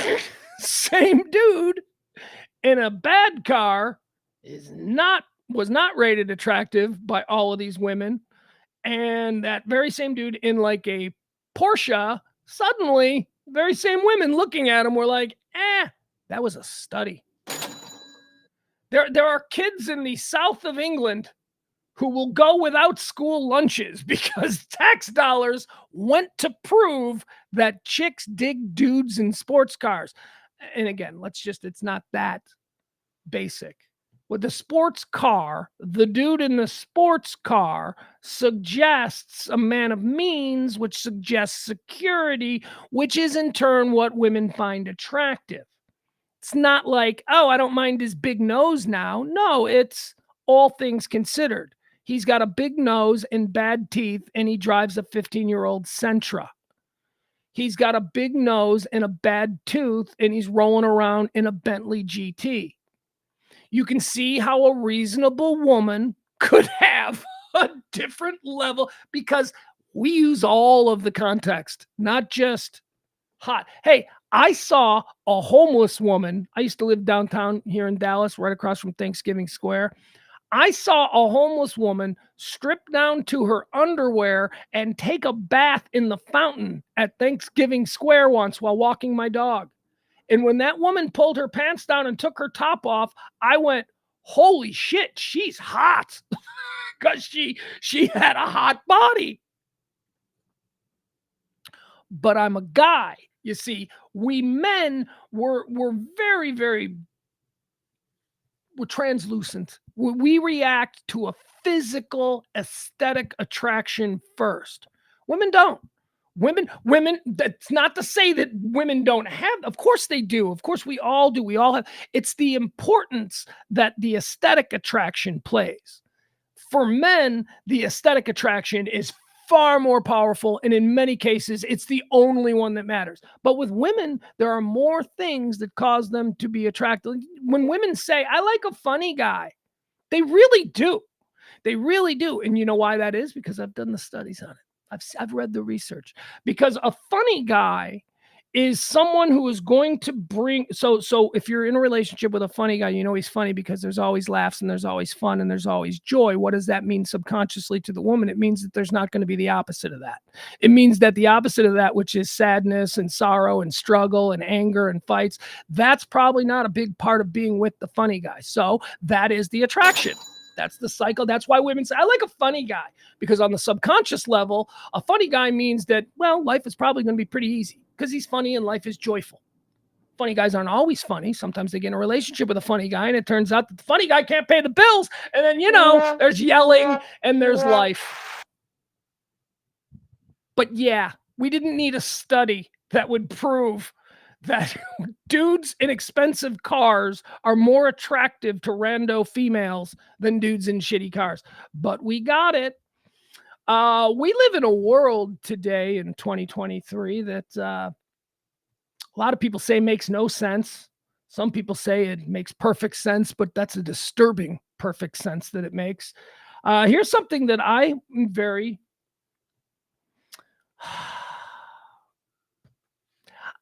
I'm not shocked by it. I'm not angered by it. I'm not like, there are people online right now who are like, this is an outrage. Really? This is an outrage? You put that much? You put that much into this stupid thing? That's a thing for you? Times Person of the Year was announced today. Times Person of the Year is Taylor Swift. Hey, we all live in the Tay-Tay-verse. People are angry. People are pissed. People are now. Also, a lot of people are like, "Yay, Tay-Tay, year of 1989." It's fine. Time magazine is not a serious. There are no serious magazines anymore. People who are holding Time to some standard that was, achieved maybe in 1948. Stop it. Time magazine is trying to sell copies. What do they think? Time magazine, does Time magazine even still exist? Here's the thing. I don't know. Do we even see, where do they keep magazines?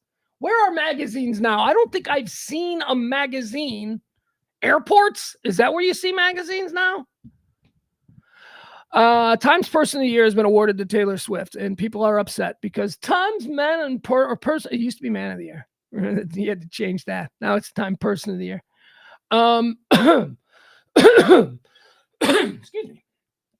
So they're all mad about it.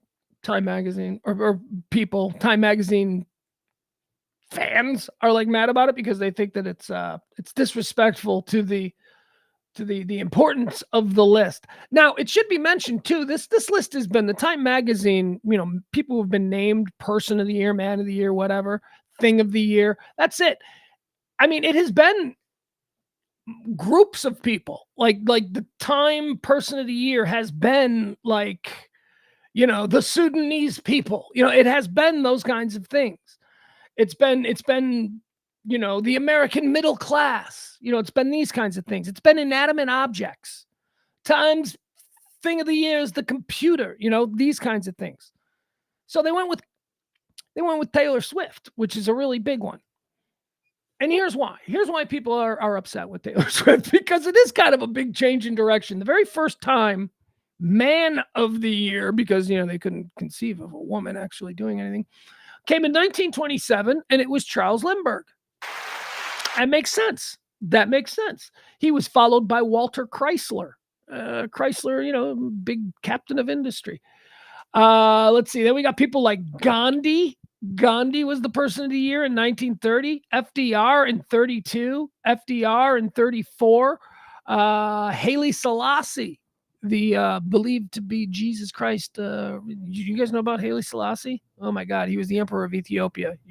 That's a fascinating Wikipedia page. Let's see, who else do we have? Adolf Hitler, 1938. Why'd they make him Man of the Year? Because it's not like the coolest Man of the Year. It's like the most impactful person. Who made the biggest impact on the world this year? And I could completely see why Adolf Hitler would have done that in 38. 39 went to Stalin. 40 went to Churchill. 41 went to Roosevelt. Look at that. That's the World War II years. Hitler into Stalin, into Churchill, into Roosevelt. So here's the problem. Taylor Swift is now Time Person of the Year, and people are really upset. People are upset because she doesn't deserve it. And looking at the list, I wanted to go through this list. There has never been anyone like Taylor Swift. The closest thing to anyone like Taylor Swift being named Time Person of the Year came in 2005 when the Good Samaritans were given the title of Time Person of the Year. 2005, the Good Samaritans. The Good Samaritans are a group of people represented by Bono, Bill Gates, Melinda Gates. Bono, philanthropist and member of the rock band U2, helped to organize the 2005 Live 8 concerts. Bill Gates, founder of Microsoft and the richest person in the world at the time, and his wife Melinda founded the philanthropic Bill and Melinda Gates Foundation. So 2005, you had Bono, but not name-checked directly. Like the award was given to the Good Samaritans, of which Bono was a member. So that's the closest thing. So, in 2006, the next year, it was you. Time's Person of the Year. You're the Person of the Year. That was Time. 2006, Time made you the Person of the Year. The creator, the YouTuber, the Twitter, the you. See, it's please, you're going to get mad about this. They've done dumb shit in the past. 2007, we had Putin. 2008, we had Obama. 2009, Ben Bernanke. 2010, Zuckerberg. 2011, the protester. Let's just take a moment. The protesters, the Person of the Year. That was 2011. 2012 went to Barack Obama again. 2013, Pope Francis. 2014, Ebola fighters. Apparently there's an Ebola outbreak in Africa in 2014, and Time thought that those people were worthy enough of consideration and then gave them Person of the Year. So you can see these are all serious things that Time has traditionally awarded the title of Person of the Year. Angela Merkel in 2015. Let's see. The Guardians. Okay, 2008, The Guardians. The Guardians they termed a bunch of journalists who faced persecution. Jamal Khashoggi, of course, of the Washington Post, who was killed. They couldn't even give him his name. Like, they couldn't even have named him. They just put him in a group of other journalists. 2019. All right, so now they're starting to get a little, okay, Greta Thunberg? Really? 2019? Joe Biden, 2020. Totally get that. He won the presidency. It was a hotly contested race, and boy, look what happened. So yeah, that you can justify. Obviously, he made an impact. He's the new president of the United States. 2021 was Elon Musk, and last year was Volodymyr Zelensky, which is why this year when Time announced Taylor Swift, people were pissed. They're like, what? Like who else was in the who was there anybody else being considered?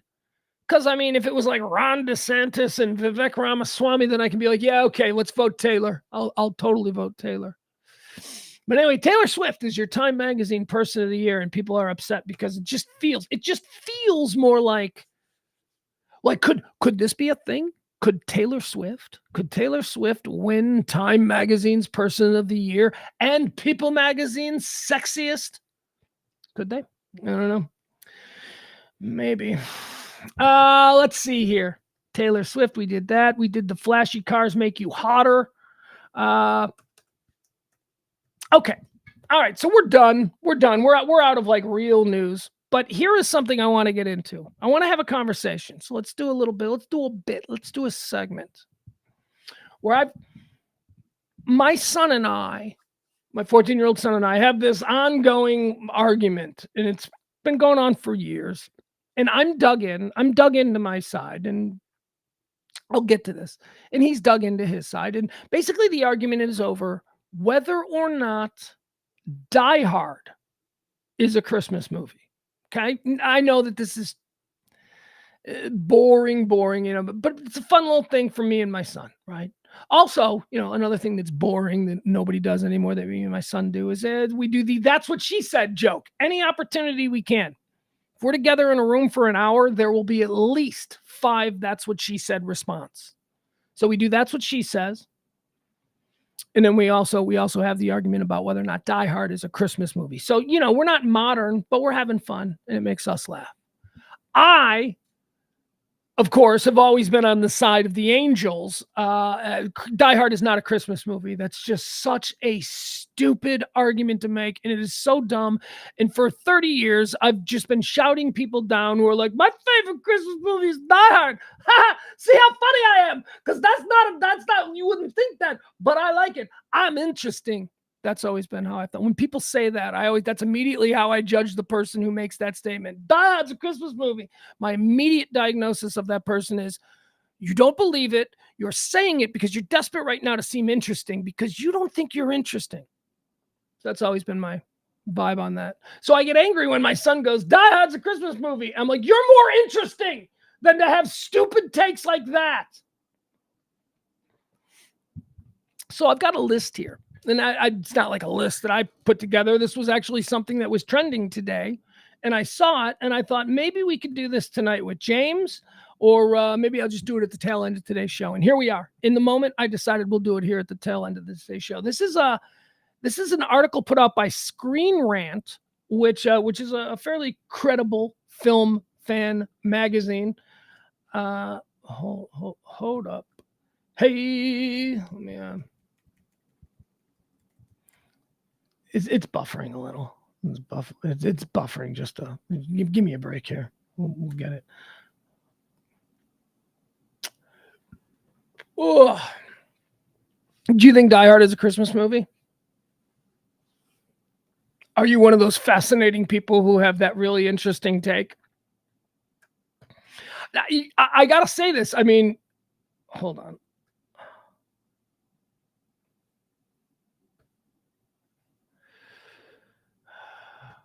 I made a mistake on this. It's a fixable mistake. So don't worry. We'll get it fixed. Okay, here we go. Should we do 10? We'll do 10? Okay, so here, we'll run down this list of 10. All right, so these are 10 films that some people claim are a Christmas movie, and other people are like, come on, man, just because a movie is set in December doesn't mean that it's a Christmas movie. But there's Christmas trees. Yeah, because the movie is set in December. They're going to be Christmas lights and stuff in the background. It doesn't mean it's a Christmas movie. What determines a Christmas movie? Well, I'm not entirely sure, but I like the Supreme Court said about pornography in the 1970s. Don't know how to define it, but I know it when I see it. Number 10 up for debate. These are 10 films that people debate whether or not they're Christmas movies. I am going to tell you whether or not they are. Number 10, Die Hard. 1998. Now, I did that whole spiel on Die Hard because I wanted to make sure that, you people know where I come from and full context of what I'm about to say. Remember? Years and years I've been in this fight with my kid. Die Hard is not a Christmas movie. Ladies and gentlemen, I'm here to tell you today that Die Hard is, in fact, a Christmas movie. Die Hard, as it turns out, is a Christmas movie. Die Hard is a Christmas movie. And you know why? You know why I now say it's a Christmas movie? And by the way, this article also says, yeah, it is actually a Christmas movie. Because I was looking at it too myopically. I was looking at Die Hard as a stupid Bruce Willis, not stupid, I love that movie, but, like a dumb, I didn't think that there was anything more to it until my son started making the case. And my son recently made a case for Die Hard that made me go, holy shit, it's a Christmas movie. And the case that my son made was, he's like, Dad, he's the Grinch. You don't get this? He's the Grinch. It starts out, it's Christmas Eve. He doesn't want to have anything to do with his family. He's going through a divorce. All he wants is his daughter, and now he's stuck in this stupid building. He is the Grinch. And through his actions on Christmas Eve and what he experiences doing God's work, doing the good work as a hero, he becomes closer to his family. He becomes closer and he realizes what's important in life. It is a Christmas movie. Holy shit. Seriously, he convinced me. So I say it's a Christmas movie. And also Screen Rant. Screen Rant says it's a Christmas movie. The debate on whether Die Hard is a Christmas movie has raged for decades. And at this point, it feels cliche to make an argument for either side. However, the first installment in the hit Bruce Willis action franchise is one of the most iconic and quotable 80s movies, as well as a great Christmas film. If you are looking for Christmas with a heavy dose of action and adventure. Die Hard's themes are frequent Christmas imagery associated with the quintessential classic Christmas idea of family and togetherness. I guess I have now changed my opinion. Flip-flopper! You're not allowed to have a different opinion. I change my opinion on shit all the time. You know why? Because I don't know everything. And sometimes new information comes across my desk, and I must look at a long and heartfelt belief and go, is this true? Well, okay, then I guess I changed my opinion. Well, I guess I don't believe that anymore. All right. And that's how we all got to be. Unfortunately, most of us don't do that. Die Hard is a Christmas movie. Oh, it doesn't even hurt for me to say it. I feel like I'm embracing it now. My kid in school, I should call my kid right now. I'm going to record that. I'll show it to you. I will call him when he gets out of school. First thing I'll do is I'll call him, I'll record it, and I'll just say, hey, I got something to tell you. He'll be like, what? And I'll be like, dude, Die Hard is a Christmas movie. I think I want that moment recorded, so we're going to do it. Number 9, Frozen. Is Frozen a Christmas movie? No, Frozen is not a Christmas movie. Frozen is a winter movie, but it is not a Christmas movie. Frozen might take place in January. We don't know. Frozen is not a Christmas movie. That's number 9. Number 8 on the list of movies, are they or are they not a Christmas movie? Number 8 is Kiss, Kiss, Bang, Bang from 2005. Robert Downey Jr. I've never heard the discussion of whether or not this is a Christmas movie or not. I've seen Kiss, Kiss, Bang, Bang. I enjoy Kiss, Kiss, Bang, Bang. It is not a Christmas movie. It is not. It is, I guess it takes place during Christmas. Yeah, it's another one of those. Screen Rant agrees, says it is not a Christmas movie. Moving on here. Number 7 on our list of is it or isn't a Christmas movie. Okay. Whoa. All right. I guess I had never considered this one. Eyes Wide Shut. Nicole Kidman, Tom Cruise, freaky orgy sex movie. Is that a Christmas movie? It sure is, according to Screen Rant. No, I don't know. I don't really have a hot take on this one. So let's read what they say. By the way, I am one of the people who do, well, you know me, I love Stanley Kubrick. And I am one of the people who thinks that Eyes Wide Shut is a very misunderstood movie. That's a very cool movie. I fast forward through a lot of the weird, it's not a porno. Like, that's the other thing. People, that movie's like a porno. I'm like, no, it's not. No, it's not. there's a suggestion that there's all kinds of stuff going on, but there's not it's not gratuitous sex scenes. It's like women in like long flowing robes, walking around with nothing underneath. It's not. There's some nudity, but geez. And there's some disturbing subject matter, to be sure, but I never really thought of Eyes Wide Shut as a Christmas movie. Let's see what Screen Rant says. The final movie directed by Stanley Kubrick, Eyes Wide Shut, was considered a disappointment upon release. Yeah, it was. I didn't think it was, though.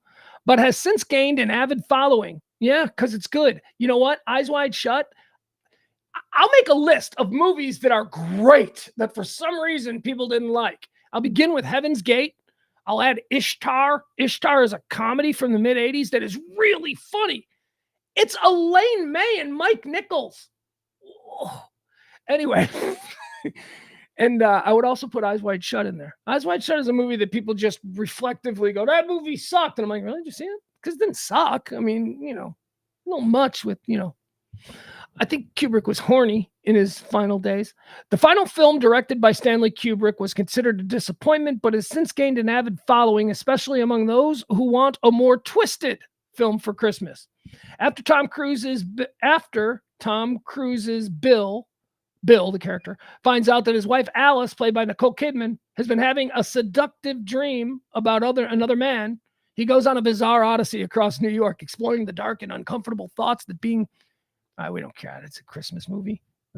That being together during Christmas brings. Eyes Wide Shut is a final masterpiece from one of the greatest directors and a perfect Kubrick Christmas film.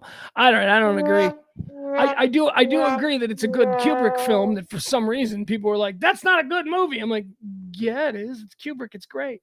But it ain't a Christmas movie. Screen Rant says it is, I guess. Black Christmas, 1974. Have you ever heard of Black Christmas? This is number 6 on the list of, is this a Christmas movie? It's the game we're playing. Black Christmas. 1974, starred someone named, I don't know any of these people. Oh, Margot Kidder. Oh my God, Margot Kidder. Jeez. 1974. Oh my God, that is Margot Kidder. There's a picture of Margot Kidder in 1974. Such a beautiful young woman. Whew, she went out crazy. Before Friday the 13th and Halloween, Bob Clark made one of the first slasher films, Black Christmas. The director behind A Christmas Story. Oh, this is the guy who made A Christmas Story? The director behind A Christmas Story took a darker look at the holiday with a killer who stalks a sorority house over Christmas break. Is it a Christmas movie? Black Christmas is a Christmas movie, according to Screen Rant. It is a Christmas movie with murder and slashing, but they're sitting down and having Christmas dinner and opening presents. So how about this one? Number 5 on the list, Harry Potter and the Sorcerer's Stone. Is this a Christmas movie? No, of course, it is not a Christmas movie.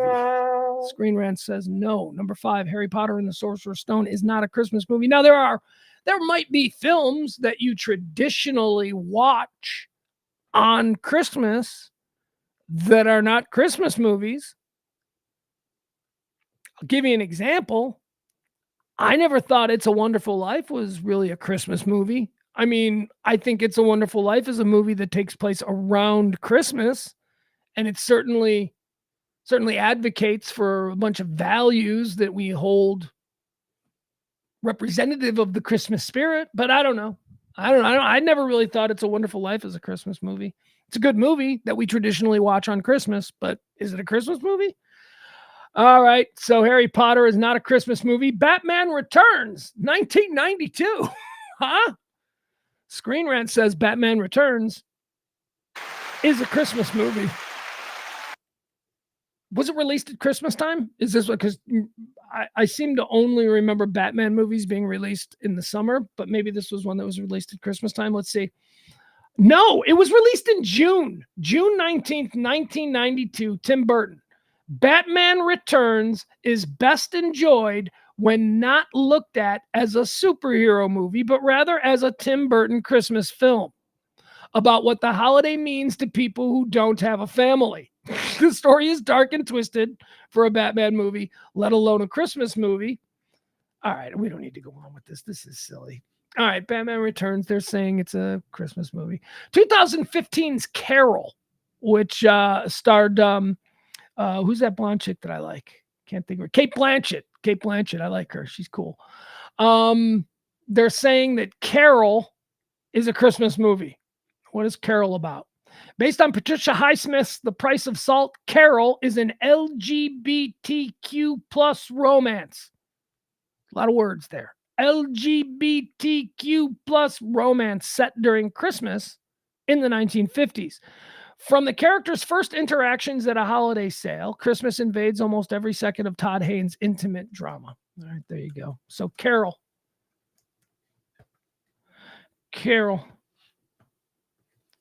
Number 2. Okay. All right. Now here's another one. This one I absolutely agree with because I already see the judgment. Number 2, the big debate. Is this or isn't this a Christmas movie? Because I have had this debate with people. People don't think it is. I believe it is. And it looks like Screen Rant agrees with me.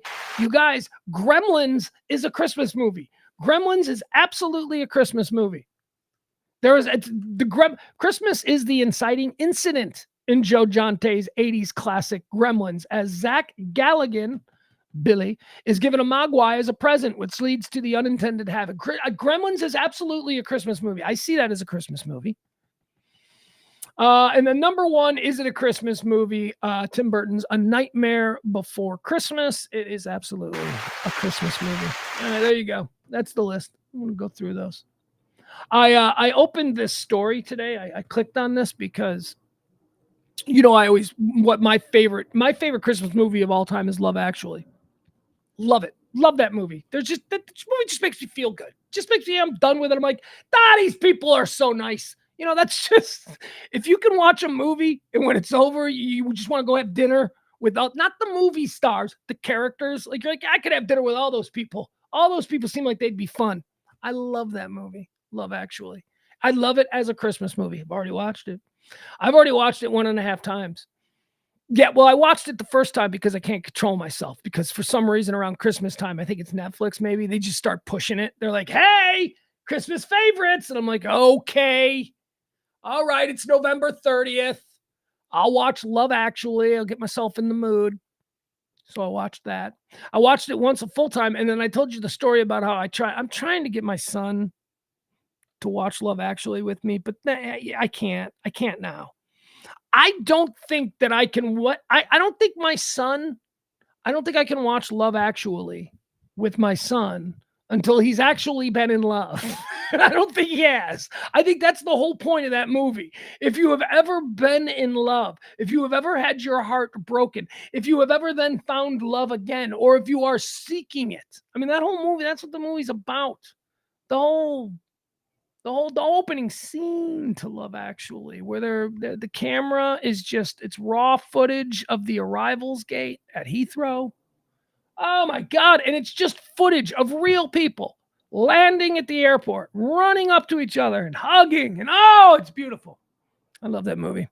But people have said, that's not a Christmas movie. And I'm like, what the fuck? It's totally a Christmas movie. Everything about that movie is Christmas.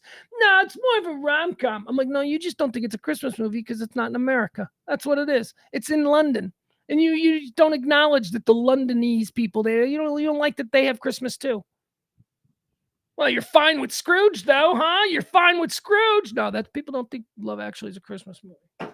I mean, most people do. We do. Normal people do, but the dummies don't. All right, guys, that's it. Steer clear of the dummies if you can. Thank you so much for being here. We do this every day at noon, 12 p.m. Central Time. RadioMisfits.com, your number one stop for all your podcast and live streaming needs. We'll be back tonight at 9 o'clock for the second half of our streaming day, 9 o'clock tonight. Myself and James Parker. We do the Radio Misfits. James had a little something going on yesterday, so he had to bail at the last minute. But, it was just me. I think we had fun. Tonight, full metal Radio Misfits. So join us tonight, 9 o'clock Central Time right here. Like the show, subscribe, do all of those kinds of things. Tip, if you can. If you want to support this kind of talk radio, non-divisive, non-political, just regular people talking, talk radio for normal folks. The kind of talk radio that isn't allowed on actual radio. So we got to go here. Drop a little something in either the Venmo or the Cash App. It would be greatly appreciated.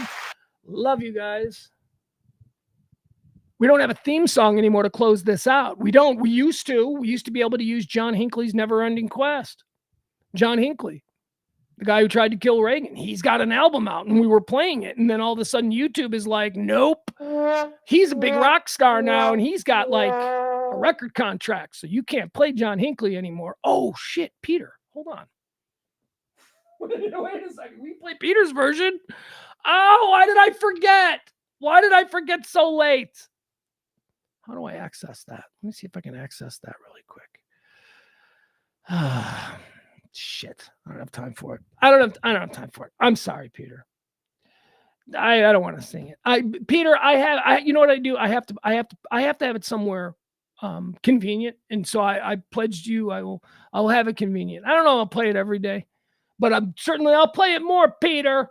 Peter did something really nice for the show. He went and busted his ass trying to help me out. And I was kind of an ass.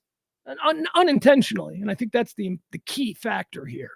Because a lot of times we're asses to each other. And the person who felt the brunt of the assery, that they don't always make a distinction as to whether or not the assery was intentional or just, an accident. So I accidentally was possibly an ass to Peter. We talked about that. All right, we're done. Love you guys. Got to go. See you tonight, 9:00 on Pugs Moran. You're the best. Bye.